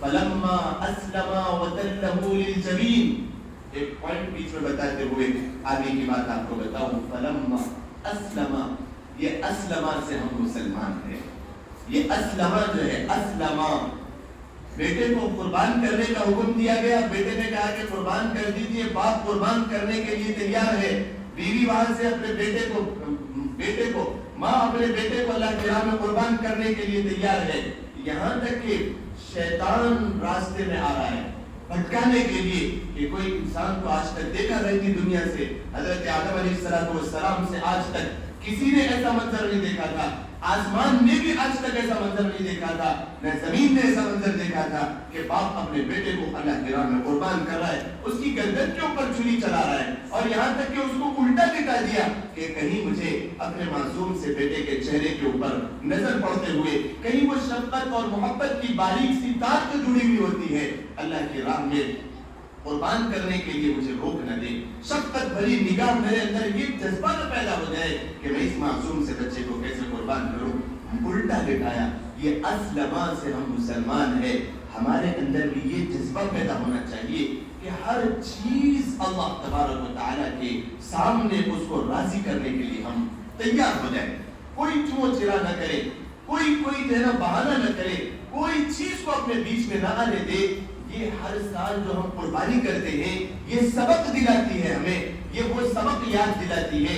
ابراہیم علیہ السلام کے اس واقعے کو یاد دلایا جاتا ہے، فلما اسلم وتله للجبین، اسی کو فرمایا کہ جب قربانی کرتے ہیں تو ایک دعا ہم پڑھتے ہیں، آپ سب کو بھی وہ یاد ہونی چاہیے اور یاد بھی ہوگی کہ ان صلاتی ونسکی ومحیای ومماتی للہ رب العالمین، کہ یا اللہ میری نماز جو کہ ایک بڑی قربانی انسان کی ہے کہ وقت بھی اس کے اندر لگاتا ہے اور اللہ کی راہ میں اپنی سبیل نیاز کو دینا ٹیک دیتا ہے کہ میں ہر چیز اللہ آپ کے سامنے قربان کرنے کے لیے تیار ہوں۔ انسان کے جسم میں سب سے زیادہ عزت والی جو چیز ہوتی ہے وہ پیشانی ہوتی ہے، اللہ کے سامنے وہ قربان کر دیتا ہے، ٹیک دیتا ہے۔ اب اس سے بڑی کوئی چیز نہیں ہو سکتی، یہ چیز یا اللہ آپ کے سامنے قربان، ان صلاتی و نسکی، اور میری قربانی بھی اللہ آپ کے لیے ہے، و مماتی و حیاتی، میری زندگی اور میری موت، میرا جینا اور مرنا یا اللہ سب کا سب آپ کے لیے ہے۔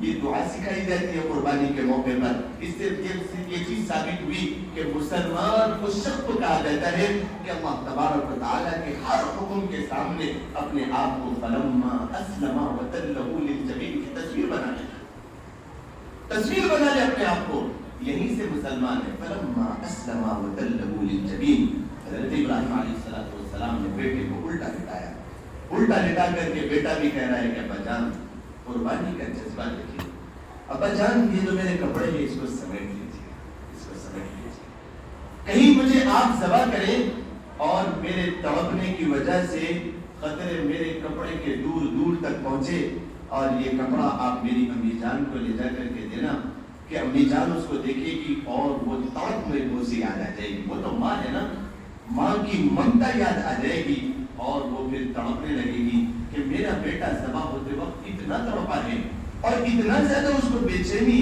اور اتنی زیادہ اس کو تکلیف پہنچی ہے، کہیں میری ممی کا اور میری امی کا دل بھی چھوٹا نہ ہو جائے۔ اپنے بیٹے کو اللہ کی راہ میں قربان کر کے ابا جان میرے کپڑے کو سمیٹ لیجیے، ابا جان نے اس کے کپڑے کو سمیٹ لیا، ابا اپنی آنکھوں پر بھی پٹی بن دیجیے کہ کہیں ایسا نہ ہو کہ مجھے اللہ کی راہ میں قربان کرتے ہوئے دیکھتے ہوئے کہیں وہ شفقت کی نظر اور اللہ کے حکم کو آپ پورا نہ کر سکے، کہیں مجھے ذبح کرتے ہوئے یہ ہاتھ اور چھری کانپ نہ جائے، آپ اللہ کے حکم کو پورا کرنے کے لیے کہیں پیچھے نہ ہو جائے۔ یہ سبق یاد دلایا جا رہا ہے، اللہ کی راہ میں اس طریقے سے قربان ہوا جاتا ہے، اللہ کی راہ میں اس طریقے سے اللہ کے احکامات کو پورا کرنے کے لیے انسان تیار ہوتا ہے۔ ہر سال قربانی کا حکم دیا جا رہا ہے اس سبق کو یاد دلانے کے لیے کہ عقل میں بھی کوئی چیز نہ آئے، ذہن میں بھی کوئی چیز نہ آئے، فلسفہ بھی کسی چیز کا انسان کو نہ معلوم ہو کہ اس رکوع کرنے سے کیا فائدہ، یہ سجدے کرنے سے کیا فائدہ، یہ اللہ کی راہ میں قربان کرنے سے کیا فائدہ، یہ خون اللہ کی راہ میں بہانے سے کیا فائدہ۔ آج کے ماڈرن زمانے کے کئی لوگ اس طریقے کی افواہیں پھیلاتے ہیں، بعض حلقے فکر کے لوگ اس طریقے کی باتیں کرتے ہیں کہ یہ جانور اتنے زیادہ جو اللہ کی راہ میں قربان ہو رہے ہیں، یہ پیسہ جو اربوں خربوں روپے انسانوں کا خرچ ہوتا ہے، یہی پیسہ اگر جانور کو ذبح کرنے کے بجائے اگر اس پیسوں کے ذریعے یہ کچھ کالجز بنا دیے جائیں, کچھ اسکولز بنا دیے جائیں, امت مسلمہ کی جو ہے نا ضرورتیں پوری ہو, کچھ جو ہے نا ضروریات کی چیزیں کچھ یتیموں کے سہارا بننے کے لیے استعمال میں لائیں, کچھ بیواؤں کا ذریعہ اور سہارا اس اموال کے ذریعے بن جائے. یہ قربانی کر کے جانور کو اللہ کی راہ میں قربان کر کے کیا کچھ جو ہے نا کما رہے ہیں, اس کے بدلے یہ پیسوں کے ذریعے ہم یہ ساری چیزیں کر لیں تو کیا بہتر ہوگا. اسی اثنا میں ایک صاحب جہاں پر یہ بیان ہو رہا تھا کہ میرے اپنے اوپر جو قربانی واجب تھی, میرے اپنے گھر والوں کے اوپر جو قربانی فرض تھی, وہ سارے جتنے پیسے ہوتے تھے میں نے اس کو اکٹھا کیا اور میں نے ان پیسوں کے ذریعے ایک کولر لیا ٹھنڈے پانی کا اور روڈ کی جو ہے نا ایک کنارے پر فٹ پاتھ پر لگا دیا. لوگ اس سے ٹھنڈا اور میٹھا پانی پیتے چلے جا رہے ہیں. تو اس کی عقل میں یہ بات آئی کہ یہ شاید میرے اپنے پیسوں کا صحیح استعمال ہوا.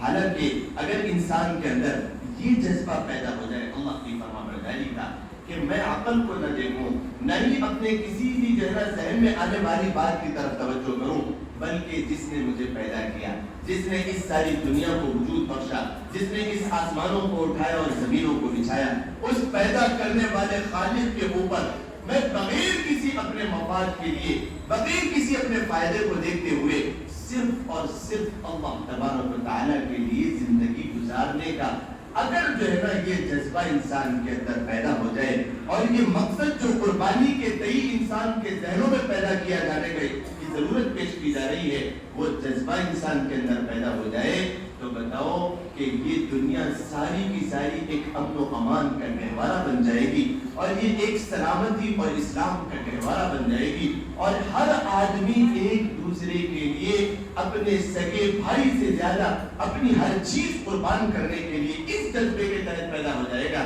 کوئی کسی کو دھوکہ دینے والا نہیں, کوئی کسی کے ساتھ فراڈ کرنے والا نہیں, کوئی کسی کو اپنے مفاد کے لیے مارنے دھاڑنے والا نہیں. قتل و غارت گیری ختم, چوری اور ڈاکہ زنی ختم اور فحاشی کے بازار ختم. ایک جذبہ پیدا ہو گیا کہ وہ جذبہ قربانی کے ذریعے یہ پیدا کیا جانا مقصود ہے کہ انسان ہر چیز کو اپنے مفاد کو چھوڑ کر اللہ تبارک و تعالیٰ کی رضا کے لیے اپنی زندگی گزارنا شروع کرتے ہوئے فلما اسلم وتله للجبین, حضرت ابراہیم علیہ السلام, حضرت اسماعیل علیہ السلام دونوں کے دونوں اللہ تبارک و تعالیٰ کی راہ میں قربان ہونے کے لیے تیار. دیکھیے کیا جذبہ دونوں کے دل میں ہے. اسی کو قرآن کریم فرماتا ہے حضرت ابراہیم علیہ السلام جب ذبح کرنے کے لیے ٹھہرے اور طریقہ اس کا احادیث میں وارد ہوا ہے کہ اپنے گھٹنے کو حضرت اسماعیل علیہ السلام کو آپ نے رسی سے باندھا, الٹا لٹایا اور آپ کی آنکھوں پر بھی پٹی ہے اور حضرت ابراہیم علیہ السلام نے پٹی کو باندھا اور گھٹنا حضرت اسماعیل علیہ السلام کی پیٹھ پر رکھا اور چھری کو لیا اور بالوں کو پکڑا. اس طریقے سے پکڑ کے ایک باپ اپنے بیٹے کو ذبح کرنے کے لیے تیار ہے. اللہ کے حکم کی فرما برداری میں یہاں تک پڑا ہوا ہے, آگے بڑھنے کے لیے تیار ہے اور یوں کہتے ہیں اللہ سے, یا اللہ آپ کیا سمجھتے ہیں کہ اس میرے بیٹے کی محبت میرے دل میں آپ سے زیادہ بڑھ گئی ہے؟ یا اللہ یہ کبھی نہیں ہو سکتا ہے. میرا بیٹا بھی آپ کی راہ میں قربان ہے, میرے ماں باپ بھی آپ کی راہ میں قربان ہے, میری بیوی اور میرے مال اور دولت, دکان, کوٹیاں, جائیداد سب کچھ آپ کی راہ میں قربان ہے. جو چیز یا اللہ آپ کی محبت اور میرے دل میں جو دھلکی ہوئی ہے اس کے درمیان آنے کی کوشش کی جائے گی, اس کو میں اللہ آپ کی راہ میں قربان کرنے کے لیے تیار ہوں. یہ لیجئے, یہ بیٹا یہ وہ بیٹا ہے جس کو مانگتے ہوئے 63 سال گزر گئے. ایک حدیث کے مطابق اولاد نہیں ہو رہی تھی ابراہیم علیہ السلام کو, دعا کرتے تھے ربی هب لی من الصالحین, یا اللہ مجھے نیک صالح اولاد دیجیے.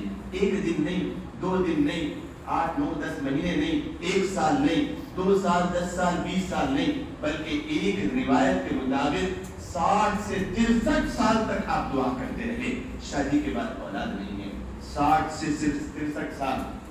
ایک روایت میں ہے کہ 99 سال تک آپ دعا مانگتے رہے, یا اللہ مجھے اولاد دے دیجیے. پھر ایک روایت میں ہے کہ 100 سال تک آپ دعا کرتے رہے, یا اللہ مجھے اولاد دے دیجیے. اتنی منتوں اور سماجتوں کے بعد, اتنی دعاؤں اور اتنی آہوزاریوں کے بعد, اتنے اللہ کے سامنے آنسوؤں کے بہانے کے بعد ایک لڑکا ملا, اسماعیل نام رکھا. لقب تک میدان میں اس کو چھوڑ دیا بیوی اور بیٹے کے ساتھ. وہاں پر اللہ نے وہ کرشمے دکھائے. اب ایک اور آزمائش آ گئی کہ اللہ کی راہ میں قربان کر دو. اتنی دعاؤں کے ساتھ، اتنی منتوں اور سماجتوں کے بعد اللہ نے جو اولاد دی، عقل میں آنے والی بات ہے انسان کے کہ اس کو اللہ کی راہ میں قربان کر دے. یہ جو جذبہ پیدا کیا جانا مقصود ہے، یہ ہم ہر سال جو قربانی کرتے ہیں، یہ جذبہ کہ اللہ کی راہ میں ہر چیز قربان کر دینے کا جذبہ ہو. نیک عمل کرنے میں انسان ذرا برابر پیچھے نہ ہٹے. اللہ کے احکامات خداوندی کو پورا کرنے میں کسی چیز کو ہم اہمیت نہ دیں، نہ اپنی تجارت کو، نہ اپنی تعلیم کو، نہ اپنے ماں باپ کو، نہ اپنے بھائی بہن کو. اللہ کے احکامات کو پورا کرنے میں لوگوں کے بھی ڈر کو ہم اپنے سے دور کر دیں. یہ جذبہ پیدا کیا جا رہا ہے. فلما اسلم وتله للجبین، جب حضرت ابراہیم علیہ السلام نے چھری چلائی، فوراً اللہ تبارک و تعالی نے وہاں سے حکم ارشاد فرما دیا. ایک بات اور بیچ میں بتاؤں، یہ چھری کا کام تھا چلنا. حضرت ابراہیم علیہ السلام بار بار اپنے گھٹنے کو اپنے بیٹے کی پیٹھ پر رکھ رہے ہیں اور چلانے کی کوشش کرتے، چھری چلتی نہیں. اٹھ کے جا رہے ہیں، غصے میں ہے کہ چھری چلتی کیوں نہیں ہے، اسے تیز کر رہے ہیں. کس لیے تیز کیا جا رہا ہے؟ اللہ کے حکم کو پورا کرنے کے لیے. بیٹا قربان ہو رہا ہے، فکر نہیں ہے، اللہ کا حکم پورا ہونا چاہیے. تیز کر رہے ہیں، چلانے کی کوشش کر رہے ہیں، چلتی نہیں ہے چھری. 3 مرتبہ، ایک روایت میں آیا کہ 3 مرتبہ حضرت ابراہیم علیہ السلام بیٹے کے پاس سے اٹھے اور ایک قریب میں جو پتھر تھا اس پر جا کر اپنی چھری کو چلانے لگے. چھری چلتی نہیں ہے. یہی نظام اللہ تبارک و تعالیٰ کا دنیا میں ہے کہ انسان اگر اللہ کے حکم کی تعمیل اور اس کی فرما برداری اور اس کے منشے کے مطابق زندگی گزارنے کی کوشش کرتا ہے تو اللہ تبارک و تعالیٰ اپنے نظام کے خلاف دنیا میں اپنے نظام کے خلاف کارنامے انجام دیتے ہیں. اسی کو کہا گیا آپ کا کام تھا جلانا. ابراہیم علیہ السلام اللہ کی منشا کے مطابق کود گئے، وہ گلوب زار بن گئی. مچھلی کا کام تھا چبا کے ہضم کر جانا. حضرت یونس علیہ السلام 40 دنوں تک مچھلی کے پیٹ میں رہے. اللہ کے نظام کے خلاف میں اللہ تبارک و تعالیٰ نے انہیں زندہ رکھا. اللہ کی فرما برداری میں اگر انسان زندگی گزارے تو یہ کارنامے انسان کے لیے انجام دیے جاتے ہیں. اللہ کے نبی علیہ السلام کی زندگی میں بے شمار ایسے واقعات ہیں. اللہ کی فرما برداری میں اگر انسان زندگی گزارے تو اس کے لیے یہ چاند بھی 2 ٹکڑے ہو سکتا ہے، یہ سورج بھی اپنے وقت کے بعد نکل سکتا ہے، یہ انگلیوں کے پوروں سے بھی پانی نکل سکتا ہے. اور حضرت موسیٰ علیہ السلام کو جو عصا دیا گیا، اگر وہ سمندر کی تہہ پر مارے تو وہ سمندر بھی راستے دینے پر مجبور ہو سکتے ہیں. شرط اس بات کی ہے کہ انسان اس دنیا میں زندگی گزارے اللہ تبارک و تعالیٰ کے منشے کے مطابق، اللہ تبارک و تعالیٰ کی رضا کے مطابق. میری زندگی کا مقصد تیرے دین کی سرفرازی، میں اسی لیے مسلمان، میں اسی لیے نمازی. مسلمان نام ہی رکھا گیا فرما برداری کا. اگر اللہ کے منشے کو چھوڑ کر انسان اپنی منمانی زندگی گزارنے کی کوشش کرے، احکامات خداوندی کو چھوڑ کر انسان اپنی منشا کے مطابق زندگی گزارنے کی کوشش کرے تو محنت کرنے کے باوجود بھی اس کی زندگی میں برکتیں نہیں ہوتی. بغیر محنتوں کے بھی اگر منشے خداوندی کے مطابق اگر انسان زندگی گزارے، اللہ تبارک و تعالیٰ اس کی زندگی میں برکتیں کھول دیتے ہیں، اپنے نظام کے خلاف چلاتے ہیں. قد صدقت الرؤیا، حضرت ابراہیم علیہ السلام کو اللہ نے ندا لگائی، ابراہیم تم نے ہمارے خواب کو سچ کر دکھایا. ابراہیم تم نے ہمارے خواب کو اور ہمارے امتحان میں تم پورے ہو گئے. ذرا اپنی آنکھوں پر سے پٹی تو کھولو، تو حضرت ابراہیم علیہ السلام نے اپنی آنکھوں پر سے جب پٹی کھولا، کیا دیکھتے ہیں کہ حضرت اسماعیل علیہ السلام بازو بیٹھے ہوئے مسکرا رہے ہیں اور ایک دمبا اللہ نے جنت سے بھیج دیا، وہ ذبح ہو کے پڑا ہوا ہے، وہ خون میں لطف پڑا ہوا ہے. اللہ تبارک و تعالیٰ فوراً آپ نے شکریہ ادا کیا اور اس قربانی کے جذبے کو رہتی دنیا تک کے لیے اللہ تبارک و تعالیٰ نے چلایا. تو یہ جذبہ انسان کے اندر پیدا ہونا چاہیے. اور اگر یہ جذبہ پیدا ہوگا اور توجہ آپ لوگوں کی ہونی چاہیے، یہ جذبہ اگر انسان کے اندر پیدا ہو گیا کہ اللہ تبارک و تعالیٰ کی رضا کے لیے میں کوئی کام کروں، تو انسان کے اندر سے اس زمانے میں سب سے بڑا جو خوف پیدا ہوا ہے، ہر انسان اس کو سامنا کرنا پڑتا ہے، ایک خوف، کسی بھی لمحے میں وہ خوف انسان کو آ کر کے ستا سکتا ہے۔ وہ خوف انسان سے دور ہو جائے گا اگر انسان کے اندر اللہ کی رضا کے لیے، اللہ کے نام کے لیے مر مٹنے کا جذبہ پیدا ہو جائے۔ وہ خوف کون سا ہے؟ جو ہر انسان کو لاحق ہے، جو ہر عورت اور مرد اور بچے اور بچی کو لاحق ہے، اور کسی نہ کسی موقع پر اس کا سامنا کرنا پڑتا ہے۔ اس کو اگر ہماری اپنے انداز میں سمجھاؤں تو وہ خوف فیئر آف پیپل ہے۔ وہ خوف کون سا ہے؟ Fear of people. لوگ کیا کہیں گے، لوگوں کا خوف، لوگوں کا خوف۔ میں کوئی بھی عمل کروں یا نہ کروں، لوگ کیا کہیں گے، لوگ کیا کہیں گے۔ یہ خوف ہر موقع پر ہر انسان کو کسی نہ کسی موقع پر آ کر ستاتا ہے۔ اگر اللہ کے اوپر یہ جذبہ پیدا ہو گیا، یہ قربانی کے جو مقصد ہے وہ اگر پیدا ہو گیا، خدا کی قسم انسان کے دلوں سے یہ خوف جاتا رہے گا۔ یہ خوف کی تھوڑی سی تفصیل میں آپ کے سامنے بیان کروں، لوگ کیا کہیں گے۔ مثال کے طور پر کہ انسان شادی بیاہ میں رسم و رواج گھروں میں کرتے ہیں، رسم و رواج گھروں میں ہوتے ہیں نا، یہ رسم و رواج کا دین اسلام سے کوئی تعلق ہے؟ لیکن نبی علیہ السلام نے یہاں تک ارشاد فرمایا، مثال دے رہا ہوں میں، یہاں تک کہ ارشاد فرمایا النکاح برکۃ ایسرہ مؤونۃ، کہ برکت والا نکاح وہ ہے جو آسان ہو، جس کے اندر خرچہ کم ہو، خرچے کے اعتبار سے کم ہو۔ ہمارے آج کے زمانے کے نکاح نہ تو خرچے میں کوئی کم ہے، نہ ہی ہمارے آج کل کے نکاح آسان ہے، بڑی مشکل، اتنی مشکل ہے کہ بیٹی کا باپ اگر بن گیا، قرضوں میں، اللہ تبارک و تعالیٰ نے تو اسے کہا کہ رحمت ہے، جنت کی چابی ہے، لیکن ایسے قرضوں میں ملوث ہوتا ہے کہ رہتی زندگی تک اس کو پورا نہیں کر سکتا۔ قرضوں کے بوجھ میں ایسا انسان ڈوب جاتا ہے، بچیوں کی شادیاں نہیں ہوتی ہے ایک زمانے تک۔ کیوں؟ یہ رسم و رواج اور یہ ڈھول تاشے بتاشے، اور میں اگر آپ کو اپنے الفاظ میں کہوں تو یہ پاؤنیز کی رسم، یہ منجوں کی رسم، یہ نیوتے کی رسم، اور یہ کپڑوں کے جوڑے گھوڑے کی رسم، اور یہ جہیز کی لعنت کی رسم، اور یہ ساری کی ساری رسم و رواج کیوں ہو رہی ہے؟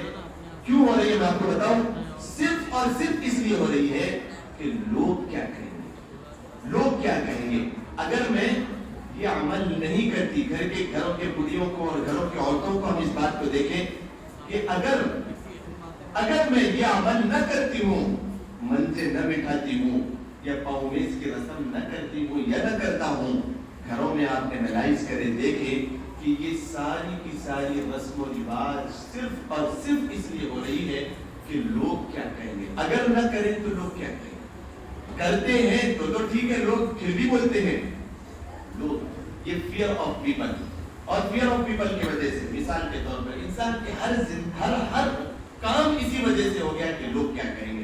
میں کپڑا خریدنے کے لیے بازار میں جا رہا ہوں، ہلکا پھلکا کپڑا میں اگر خرید رہا ہوں مثال کے طور پر، تو میرے ذہن میں یہ آ رہا ہے کہ اتنا ہلکا کپڑا اگر میں پہنوں گا تو لوگ کیا کہیں گے۔ گاڑی میری ٹوٹی پھوٹی ہے مثال کے طور پر، اگر یہ ٹوٹی پھوٹی گاڑی پہ میں پھروں گا تو میرا اسٹیٹس نہیں بنے گا۔ اسٹیٹس کا تعلق اللہ سے نہیں بلکہ بندوں سے لوگوں کا لگ گیا۔ لوگ کیا کہیں گے، لوگ کیا کہیں گے، لوگ کیا کہیں گے۔ اگر میں قربانی کے موقع پر قربانی کا ایک حصہ، ایک ٹکڑا بھی اگر فلاں رشتہ دار کو نہ بھیجوں گا تو لوگ کیا کہیں گے۔ گھر میں کوئی دعوت ہے، میں اکیلے ہی کھا لوں یا کھا جاؤں یا دوسروں کو بلا کے کر دوں، لوگ کیا کہیں گے۔ کروں گا دعوت تب بھی لوگ کیا کہیں گے، نہ کروں گا تب بھی کیا کہیں گے۔ ہمارے اپنے یوتھ کے حساب سے اگر میں کہوں تو برتھ ڈے منانے کا جو طریقہ ہے، دوستی کا 1 2 4 چیزیں دینا رہ گئی ہیں ہمارے معاشرے میں۔ لوگ کیا کہیں گے، صرف اسی کے پیچھے زندگی چل رہی ہے۔ میری اپنی برتھ ڈے پر تو میں نے کیک بھی منگایا، میری اپنی برتھ ڈے پر، اور جو ہے نا کچھ انجوائمنٹ کے لیے گانے بجانے بھی ہوئے اور پارٹی بازی بھی ہوئی، کھایا بھی میں جا کے۔ اگر میں نہ کروں تو لوگ کیا کہیں گے، یعنی میرے دوست کیا کہیں گے۔ بچیوں میں بھی یہ چیز آ گئی ہے اور بڑا فیشن اور ماڈرن سمجھا جا رہا ہے. ایک کہاں سے کدھر چلا گیا دیکھیے معاشرہ. یہ جذبہ قربانی پیدا کرتی ہے. لوگ کیا کہیں گے، فیئر آف پیپل کو ہٹانا اور انسان کے اندر اخلاص پیدا کرنا، ایک جذبہ پیدا کرنا جو مقصود ہوتا ہے. لوگ کیا کہیں گے ختم ہوگا وہ قربانی کے جذبے سے کہ اللہ میرا جس چیز سے راضی ہوتا ہے میں وہی کام کروں گا. جس سے اللہ میرا راضی نہیں ہوتا چاہے وہ کتنا ہی فائدے مند ہو اس چیز کو میں ٹھوکر مارنے کے لیے تیار ہوں. یہ انسان کے اندر اگر جذبہ پیدا ہوتا ہے تو پھر بہت کامیاب زندگی انسان کی ہوتی ہے. یہ جذبہ اگر انسان کے اندر پیدا نہیں ہوتا تو انسان کی زندگی کامیاب نہیں ہوتی. برتھ ڈے منانے میں، اینیورسریز کے منانے میں، اور انسان کے جسم کے کپڑے پہننے میں، اور گاڑی رکھنے میں، اور موبائل کے رکھنے میں آج کل ماں باپ سے لڑ رہے ہیں، بچے بھڑ رہے ہیں، ناراض ہو رہے ہیں. ایک اسمارٹ فون اور وہ بھی جو چل رہا ہے ابھی نیو سیریز والا فون، لوگ کیا کہیں گے، نہیں تو دوست و احباب کیا کہیں گے، فرینڈ سرکل میں لوگ کیا کہیں گے. صرف اور صرف انسان کا یہ سب سے بڑا نقصان اس جذبے کی وجہ سے ہوتا ہے کہ لوگ کیا کہیں گے. یہ والا جذبہ جب انسان کے اندر آتا ہے، فیئر آف پیپل بیٹھتا ہے تو اخلاص ختم ہو جاتا ہے. اللہ کے لیے کوئی کام کرنا چھوڑ دیتا ہے انسان. دعوت بھی اس لیے دے رہے کہ فلاں دیے تھے، تحفہ بھی اسی لیے دے لے رہے ہیں کہ فلاں نے دیا تھا تو ہمیں بھی دینا ہے، فلاں نے نہیں دیا تھا ہم کیوں دیں گے. یہ فیئر آف پیپل، انسان کا خوف ایسا بیٹھا ہوا ہے. بہرحال یہ خوف انسان کا ختم ہو جاتا ہے. یہ قربانی اس کے پیچھے کار آمد ہے. یہ ہر سال جو کرائی جا رہی ہے، زندگی میں ایک مرتبہ کرا دیتے ختم ہو جاتا. لیکن اللہ کے نبی علیہ السلام کا یہ فرمان کہ ہر سال کرنا ہے، ہر سال قربانی آ رہی ہے. اور یہ دعا پڑھتے ہوئے ہم بکرے کو ذبح کر رہے ہیں، بڑی جانور کو ذبح کر رہے ہیں، اور ہم بھی قربانی کرتے وقت جو وہاں پر ٹھہرے ہوئے ہیں، چھری جب جانور پر رکھی جائے اس موقع پر اپنے اندر یہ جذبہ پیدا کرنا مقصود ہو کہ یا اللہ یہ قربانی جو میں کر رہا ہوں، یہ تو ایک چھوٹا سا تحفہ آپ کی جو ہے نا خدمت میں پیش کر رہا ہوں. یا اللہ اس قربانی کے ساتھ میں اپنے نفاق کو بھی قربان کرتا ہوں، میں اپنے گناہوں کے سے بھی توبہ کرنے کا ارادہ کرتا ہوں، میں اپنے برے جذبے کو بھی آپ کی راہ میں قربان کرتا ہوں، گناہوں کے جذبات کو بھی میں آپ کی راہ میں قربان کرتا ہوں، اور میں نیک جذبہ اپنے اندر پیدا کرنے کی کوشش کرتا ہوں. اب تک جو میری زندگی تھی اس کو میں خیر بات کہتا ہوں. اب آئندہ کی زندگی جو میری ہوگی، یا اللہ اس سے جو آپ سبق دے رہے ہیں کہ بیٹے کو باپ ذبح کرنے کے لیے تیار ہو گیا، آپ کی رضامندی کے لیے یہ جذبہ میں اپنے اندر پیدا کرتا ہوں. یہ جذبہ جب انسان کے اندر پیدا ہوتا ہے تو پھر اس کا ایک فائدہ یہ بھی ہوتا ہے کہ انسان کو ایک جگہ فائدہ نظر آتا ہے. مثال کے طور پر 5 لاکھ روپے 10 لاکھ روپے انسان کو ایک جگہ سے مل رہے ہیں، بندہ کوشش کرے گا قربانی کی وجہ سے جو اسے سبق ملا وہ دیکھے گا کہ یہ جو پیسہ میرے لیے آ رہا ہے یہ حلال کا ہے، یہ حرام کا ہے، اس سے اللہ راضی نہیں ہوگا کیونکہ یہ سود کا ہے، یہ رشوت کا پیسہ ہے، یہ حرام کا لقمہ ہے. ایسے کئی لاکھوں کروڑوں روپے میں قربان کرنے کے لیے اللہ کی راہ میں تیار ہوں کیونکہ بیٹے کو ذبح کرنے کی سنت ہم ادا کر رہے ہیں، بکرے کو اللہ کی راہ میں قربان کر رہے ہیں. کہیں پر سے دیکھا جائے گا کہ زمین کا ایک ٹکڑا آ رہا ہے، سوچیں گے بڑے ہونے کے بعد یہ آ جاتا کتنا بہتر ہوتا. لیکن اگر یہ جذبہ پیدا ہو جائے تو انسان کی زندگی میں یہ جذبے کی وجہ سے وہ حرام کی چیز کو دور کرے گا. اس سے مجھے دنیاوی اعتبار سے تو تھوڑا فائدہ ہوگا لیکن اللہ اس سے ناراض ہوگا، میرا اللہ ناراض ہو رہا ہے. مطلب یہ ہے کہ میری دنیا خسارے میں پھیل رہی ہے. تو یہ قربانی کے جذبے کی وجہ سے لوگ دوسروں کا مال نہیں روپیں گے. تو بتائیے کتنا بہترین جذبہ وجود میں آئے گا. آپ اندازہ کر رہے ہیں کتنا بہترین جذبہ اور امن و امان کا گہوارہ ساری دنیا بن جائے گی. تو کامیاب ترین زندگی یہ ہوگی. لہذا اللہ تبارک و تعالی ہم سب کو کہنے سننے سے زیادہ عمل کی توفیق مرحمت فرمائے. جو ہم قربانی کر رہے ہیں اس کو قبول فرمائے اور ان دنوں میں ہم جو نیک اعمال کر رہے ہیں اس کو قبول فرمائے. اللہ تبارک و تعالی ہم سب کو اخلاص و للہیت کے ساتھ اللہ تبارک و تعالی کی رضا کے لیے، اللہ کی خوشنودی حاصل کرنے کے لیے ہمیں ہر عمل کرنے کی توفیق مرحمت فرمائے. اور اس قربانی کے نتیجے میں اللہ کے نبی علیہ السلام جو جذبہ مومنین اور مسلمانوں کے اندر پیدا کرنا چاہتے ہیں، ہم دعا گو ہیں کہ اللہ تبارک و تعالی یہ جذبہ ہم سب کے اندر پیدا فرما دے. وآخر دعوانا ان الحمد للہ رب العالمین. اب ایک دو سوالات میں بھی کروں گا اور اس کے جواب دوں گا. آپ کے بھی ذہن میں کوئی سوال ہو تو آپ کر سکتے ہیں. پہلا سوال یہ ہے کہ قربانی کے موقع پر کیا عورتیں اور بچیاں ٹھہر سکتی ہیں اور اپنے ہاتھ سے قربانی کر سکتی ہیں؟ بہت چلا ہے یہ آج کل. عورتیں اور بچیاں جس کے نام کی قربانی ہے وہ اپنی قربانی ذبح کر سکتی ہیں. جذبہ ہوتا ہے بچیوں کے اندر بھی، عورتوں کے اندر بھی، جو صاحب نصاب ہے جس کی قربانی ہو رہی ہے. دیکھیے اگر پردے کا انتظام ہو، کوئی نامحرم وہاں پر نہ ہو، قصائی وغیرہ اور بھی کچھ لوگ، تو اپنے نام کی قربانی عورت اور بالغ بچی جو احکامات سے واقف ہے وہ بلا کسی چون و چرا، بلا کسی شک و شبے کی قربانی کر سکتی ہے، اپنے ہاتھ سے ذبح کر سکتی ہے. اللہ کے نبی علیہ السلام نے اپنی بیٹی حضرت فاطمہ رضی اللہ تعالیٰ عنہا سے ارشاد فرمایا کہ بیٹی جب کبھی قربانی ہو تو اس وقت سامنے ٹھہرنا. ایک ہمت پیدا ہوتی ہے انسان کے اندر. وہ ہمت نہ ہونے کی وجہ سے، زبردستی کے ڈر کی وجہ سے ایک جھنگر بھی اگر گھر میں نکل آئے تو زلزلہ آ جائے. دیکھا آپ نے، ایک سپلک پر چپکلی بھی اگر آ جائے تو گھر کا سارا نظام برباد ہو جاتا ہے، زلزلہ آ جاتا ہے. تو یہ ہمت پیدا کی جا رہی قربانی کی وجہ سے، اپنے ہاتھ سے ٹھہر کر اللہ کے حکم کو پورا کرنا. تو عورتیں اپنے جانور کو ذبح کر سکتی ہیں، ضرور کر سکتی ہیں. احکامات معلوم ہو، 3 رگے جو کٹنا ہے وہ معلوم ہو، دعا یاد ہو، دعا کے بعد جو نام لینا ہے وہ یاد ہو، کافی ہے. پاکی کی حالت میں ہو ذبح کر سکتے ہیں اپنے جانور کو. یا پھر اپنے نام کی قربانی ہو تو اس موقع پر ٹھہر کر دیکھیں کہ کیا قربانی ہو رہی ہے، اس سے ہمت پیدا ہو. دوسری چیز جو سوالات کرتے ہیں لوگ، مفتی صاحب کیا گھر کے سربراہ کی طرف سے گھر کے ایک فرد کی جانب سے اگر قربانی دے دی جائے تو کیا سارے گھر والوں کی طرف سے قربانی ہو جاتی ہے؟ غلط فہمی، غلط فہمی. گمراہی کی طرف لے جانے کا ایک منشا ہے. گھر کے ایک آدمی کی طرف سے قربانی کر دی جائے تو سارے گھر والوں کی طرف سے قربانی نہیں ہوتی. آپ نے کبھی دیکھا کہ گھر کا ایک سربراہ، ایک آدمی اگر کھانا کھا لے تو سب کا پیٹ بھر جاتا؟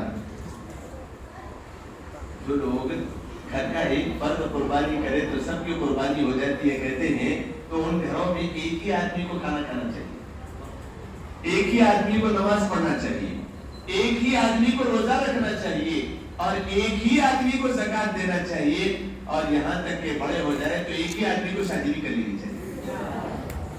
بس سب کی طرف سے کافی اور باقی ہے. مرنا بھی اس کو ہی چاہیے، جنت میں بھی وہی جائے، جہنم کا منہ بھی وہی دیکھے. ہم کو کیا مطلب ہے؟ ارے سمجھ میں آیا؟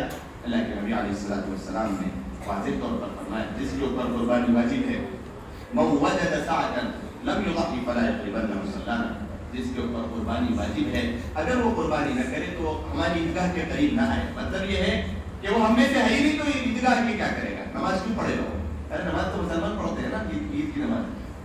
ارے عید کی نماز کون پڑھتے ہیں؟ مسلمان ہے، عاقل ہے، بالغ ہے، صاحب نصاب ہے، تو اس کو چڑھی کیوں قربانی کرے؟ بغیر قربانی کے مسلمان باقی نہیں ہوتا. بہرحال یہ 2 مسائل ذہن میں آئے تھے، آپ کے سامنے میں نے عرض کیے. تو اللہ تبارک و تعالیٰ ہم سب کو کہنے سے زیادہ عمل کی توفیق عطا فرمائے. دیکھیے قربانی واجب کس پہ، ایک سوال آیا اسحاق سر کی طرف سے، سنیے سب کے لیے فائدہ مند ہوگا.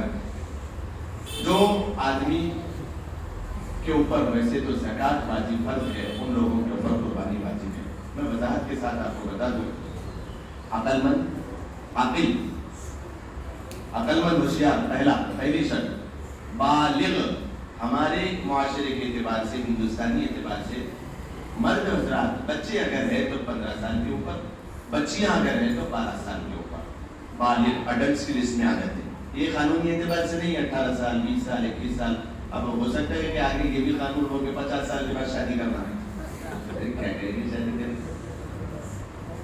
بھوک مرنے کے بعد کھانا کھانے کا کوئی فائدہ ہے؟ دیکھیے 12 سال بچیوں کے لیے بالغ ہو جاتے ہیں اور 15 سال بچوں کے لیے بالغ ہو جاتے ہیں. ہندوستان، پاکستان اور بنگلہ دیش ہمارے اپنے ملکوں میں. مسئلہ سمجھیے، عقل مند، مجنون نہیں ہونا، پاگل نہیں ہونا. ارے بھائی یہ کون ہے؟ عقل سے پیدا نہیں، اس کے اوپر قربانی بھی نہیں، نماز بھی نہیں، زکات بھی نہیں، کوئی چیز فرض نہیں، ٹھیک ہے؟ وہ احکامات خداوندی سے سبکدوش ہے، عاقل ہے، بالغ ہے. 2 شرائط ہو گئی. تیسری شرط، آزاد تو ہم ہے نہیں، غلاموں کا سیزن تو ہے نہیں، معصوم نہیں ہے. चौथी शर्त साहिब निसाब इस जमाने के एतबार से जिसके पास 40,000 रुपए अपनी जरूरियात से ज्यादा मौजूद है, 52.5 तोले चांदी की मिकदार होती है, जो कि ज़कात और कुर्बानी के लिए एक निसाब है। और 52.5 तोले चांदी 52.5 तोले चांदी 40,000 के अंदर आ जाती है। तो वो शख्स साहिब निसाब है। हर ऐसे शख्स को चाहिए कि वो कुर्बानी अल्लाह की राह में पेश करे। कुर्बानी करने से बरकतें इतनी इंसान की जिंदगी में होती है कि ये 40,000 50,000 तो अपनी तरफ रहते हैं, और ये 4,000 3,000 जिसमें हिस्सा है, ये 6,000 8,000 जो 6,000 8,000 जो एक बकरा काटने के लिए होते हैं, उससे कहीं ज्यादा बरकतें इंसान की जिंदगी में दुनियावी और उखरवी एतबार से होती है। तो बहरहाल इंसान की जिंदगी कामयाब तरीन हो जाती है। इसलिए बहरहाल जो ज़कात का निसाब है वही कुर्बानी का निसाब है। यहाँ तक कि उलमा ने फरमाया कि जिसके पास ज़कात का निसाब भी नहीं है लेकिन फरावानी है, ज़कात और कुर्बानी के निसाब में एक चीज ये भी है कि ज़कात के निसाब के लिए साल गुजरना माल के ऊपर जरूरी है, कुर्बानी के निसाब के लिए और फितरे के निसाब के लिए साल भी गुजरना जरूरी नहीं है। उस दिन भी अगर अपने पास आ गए 40,000 रुपए अपनी जरूरियात से ज्यादा, अपनी जरूरियात किसको कहते हैं वो भी समझे, जरूरियात खाने पीने के लिए, पहनने के लिए, बस जरूरियात होगी, रहने के लिए है, ठीक है। अब जरूरियात से ज्यादा है ये माल जो अकाउंट में है या सोना चांदी की शक्ल में है या फिर तिजारत के माल की शक्ल में, ये तीन चीजें माल इंसान का बनता है साहिब निसाब होने के लिए। ये तीन चीजों की शक्लों में सोना चांदी और माल तिजारत बिजनेस का माल और तीसरी चीज जो नकद माल चाहे वो बैंक में हो या फिर अपने पास हो, ये तीन चीजों को मिलाकर भी अगर 40,000 रुपए की रकम बनती है, अगर उसको लिक्विड किया जाए तो वो साहिब निसाब है, उनके ऊपर कुर्बानी वाजिब होती है।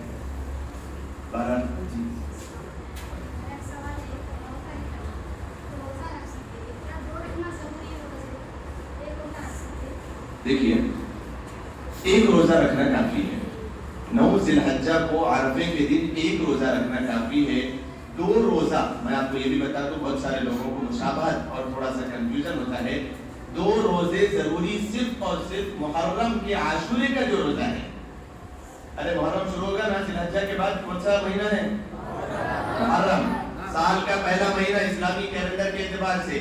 मुहर्रम में जो आशूरे का हम रोजा रखते हैं वो 10 के साथ 9 को मिला ले या 10 के साथ 11 को मिला ले, साल भर में कोई भी हम रोजे रखते हैं, चाहे वो शब बारात के दूसरे दिन का रोजा हो, चाहे वो जो है ना शब कदर का, तो हम रमजान में रहते हैं, मेराज के दूसरे दिन का रोजा रखते हैं, शब मेराज के, या फिर कोई भी और रोजे, ये 9 तारीख का रोजा, कोई भी हम रोजा रखें, एक रोजा काफी है। 2 रोजे सिर्फ और सिर्फ आशूरे के 2 रोजे जरूरी है, वो भी मुशाबहत के न होने के एतबार से।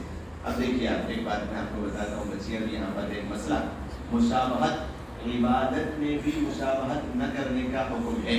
कि इबादत अगर कोई इंसान कर रहा है, इबादत में बहुत खुलासे के तौर पर एक बात मैं आपको बताता हूँ, इबादत में भी इंसान को चाहिए कि वो मुशाबहत इख्तियार न करे। यहूदी रोजा रखते थे 10 आशूरे का, अल्लाह के नबी ने फरमाया कि नहीं, सिर्फ 10 का नहीं, इनकी काट में 9 को साथ मिलाओ या 11 को साथ मिलाओ। अल्लाह के नबी अलैहिस्सलाम ने और भी चीजों में मुशाबहत से जो है मना फरमाया। इसी तरीके से अगर हम मिसाल के तौर पर सर के बाल है मेरे, सर के बाल, मैं अपने जो आइडियल है अल्लाह के नबी अलैहिस्सलाम, हजरत अली मुर्तज़ा, हजरत अबू बकर सिद्दीक, हजरत उमर फारूक, हजरत उस्मान गनी, सहाबा इकराम, ताबईन, तबे ताबईन, औलिया अल्लाह, इनको हम आइडियल बनाने के बजाय 2% के ये जो लोग हैं, मिसाल के तौर पर मैं नाम लूं, ये सलमान खान, ये शाहरुख खान, ये आमिर खान, बहरहाल जब तक वो लाइन में होंगे, दुनियावी एतबार से कितने ही मालदार हो, इससे कोई मतलब नहीं है। अल्लाह की फरमाबरदारी करने वाले ये नहीं है, तो फिर ये हमारे आइडियल नहीं हो सकते। इनकी देखा देखी में, इनके नक्शे कदम पर चल के अगर हम उनको फॉलो करके बाल, अगर हम बोकुड़ और बंदरों की वजह से, बल्कि यहाँ तक मैं अगर कहूँ कि बस जानवर के जैसे बाल उगे हुए होते हैं ना, उस तरीके से अगर हम बाल रख लें तो मुशाबहत उनका जरूर आएगा और इंसान के नफ्स से हया और पाकदामनी खत्म होगी और एक अच्छी तबीयत सलीमा का वो मालिक नहीं होगा, बल्कि तबीयत खबीसा का इंसान वो मालिक होगा। कपड़ों में पहनने करने में भी बच्चे स्कूल में जब तक आते हैं तो माशाल्लाह टोपियां पहन के कितने नूरानी चेहरे दिख रहे हैं, स्कूल से बाहर निकलते टोपियां निकाल دشمنی ہے کوئی. اللہ کے رسول علیہ السلام نے اپنی زندگی میں صرف 2 مرتبہ سر سے ٹوپی ہٹائی ہے, ایک عمرے کے موقع پر, ایک حج کے موقع پر. باقی آپ زندگی بھر سر کی ٹوپی کے ساتھ ہوتے تھے. داڑھی 10th پاس ہونے کے بعد جب 10th میں داڑھی آ گئی, اللہ کے رسول علیہ السلام کی ساری خوبصورتی داڑھی کے ساتھ تھی. وداؤٹ داڑھی نہیں تھی, وداؤٹ برڈ نہیں تھی, بلکہ داڑھی کے ساتھ تھی اللہ کے رسول علیہ السلام. اب اس کو کاٹ رہے ہیں, تراش رہے ہیں, اور یہاں سے چرپٹے, ادھر سے چرپٹے, دیکھنے میں بھی سمجھ میں آتا. اگر ایک فطرت سلیمہ کی مالک, صحیح گھرانے کی تربیت یافتہ گھرانے کی کوئی بچیاں, کوئی لیڈیز وہاں سے گزرنا بھی پسند نہیں کرے گا ان چرپٹوں کو دیکھ کر کے. ارے کیا خبیث لوگ یہاں پر ٹھہرے ہوئے, ارے کیسے لینا لوگ ٹھہرے ہوئے, استغفر اللہ, تھوکتے ہوئے بھی دینا چاہیں گے نہیں. بہرحال ایسی تربیت ہونی چاہیے. بال اپنے رکھیں گے تو بال برابر. حضرت علی المرتضیٰ رضی اللہ تعالیٰ عنہ کو جب پتا چلا کہ اللہ کے رسول علیہ السلام نے ارشاد فرمایا, حکم فرمایا کہ سر کے بال یہاں سے لے کر یہاں تک برابر ہونے چاہیے, چھوٹے بڑے نہیں ہونے چاہیے, سر کے بال برابر ہونے چاہیے یہاں سے لے کے یہاں تک. تو آپ اس کے بعد سے ہر مہینہ تخلا کرا لیں, مہینے کی پہلی تاریخ کو تخلا, کہ کہیں ایسا نہ ہو کہ اللہ تبارک و تعالیٰ کی نافرمانی کی شمار میں ہم آ جائیں. لہذا ہمیں بھی چاہیے کہ ہم برابر بال رکھیں. جب تک اسکول میں پڑھ رہے ہیں خاص طور پر بالکل برابر بال رکھنے کی کوشش کریں. یہ اللہ کے رسول علیہ السلام کا حکم ہے. بہرحال اللہ تبارک و تعالیٰ ہم سب کو کہنے سننے سے زیادہ عمل کرنے کی توفیق مرحمت فرمائے. کسی کا کوئی سوال ہے؟ کسی کا کوئی سوال ہو تو کر سکتے ہیں. تکبیر. دیکھیے تلبیہ ایام تشریف میں پڑھنا ضروری ہے ہمارے لیے. میں آپ کو واضح طور پر بتا دوں, کل آئندہ 9 ذی الحجہ یعنی عرفے کے دن کی فجر سے 13 ذی الحجہ کی عصر تک ہر نماز کے بعد مرد حضرات کے لیے, چاہے وہ جماعت سے نماز پڑھے یا پھر اکیلے نماز پڑھے, زور سے تلبیہ پڑھنا. اللہ اکبر اللہ اکبر, لا الہ الا اللہ واللہ اکبر اللہ اکبر وللہ الحمد. زور سے 1 مرتبہ پڑھنا واجب ہے. 3 مرتبہ پڑھے کوئی بات نہیں. بہرحال بچیوں کے لیے, بچیاں بڑی غفلت میں ہیں اس مسئلے کو لے کر کہ عورتیں 9 ذی الحجہ کی فجر سے لے کر 13 ذی الحجہ کی عصر تک اکیلے نماز گھر میں پڑھ رہی ہیں, آہستہ آواز میں تکبیر یہ تلبیہ پڑھنا ان کے لیے 1 مرتبہ پڑھنا واجب یعنی فرض کے درجے میں یہ عمل ہے. اس کو چھوڑنے سے گناہ ہوگا, ضرور ہوگا گناہ, اس وجہ سے اس کو پڑھیں. بعض لوگوں کے ذہنوں میں صرف شاید 9 ذی الحجہ سے 13 ذی الحجہ کے عصر تک پڑھنا ہے, نہیں, بلکہ پہلی ذی الحجہ سے لے کر 10ویں ذی الحجہ بلکہ 13 ذی الحجہ تک ایام نحر کو بھی ہر انسان چلتے پھرتے اٹھتے بیٹھتے اس تسبیح کا ایک مقام ہے. پڑھتے رہیں. ابھی میرے ساتھ 3 مرتبہ پڑھیں. اور اللہ تبارک و تعالیٰ کو جو پسند ہے, اللہ کے نبی علیہ السلام کو جو پسند ہے, میں آپ کو بتاؤں, اتنی زور سے پڑھنا کہ مسجد میں رہنے والے جماعت سے پڑھنے والوں کی تو در و دیوار گونج جانی چاہیے, پورے محلے میں آواز جانی چاہیے. ایسی تکبیر پڑھنے کا حکم ہے. راستے میں بھی جب ہم پڑھیں عیدگاہ کو جاتے ہوئے زور سے تلبیہ پڑھتے ہوئے جانا ہے. بقرعید میں ابھی میرے ساتھ پڑھیں, 3 مرتبہ پڑھیں گے. اللہ اکبر اللہ اکبر.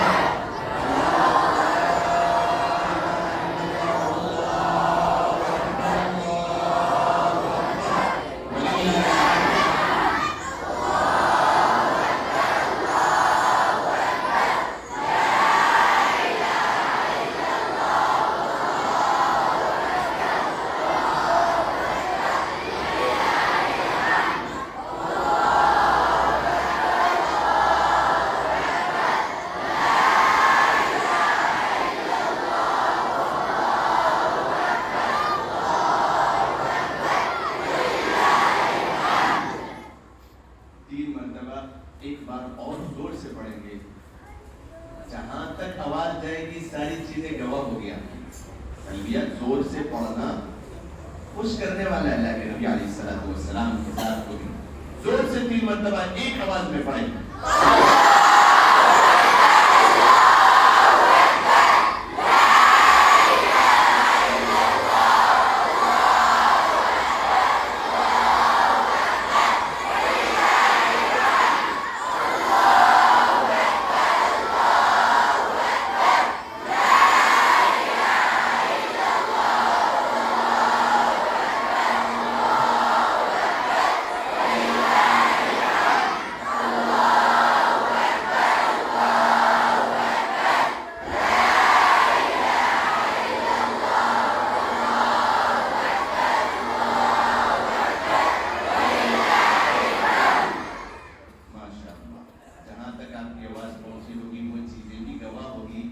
یا اللہ آپ کا تلبیہ پڑھے تھے ان کی مغفرت فرما دیجیے.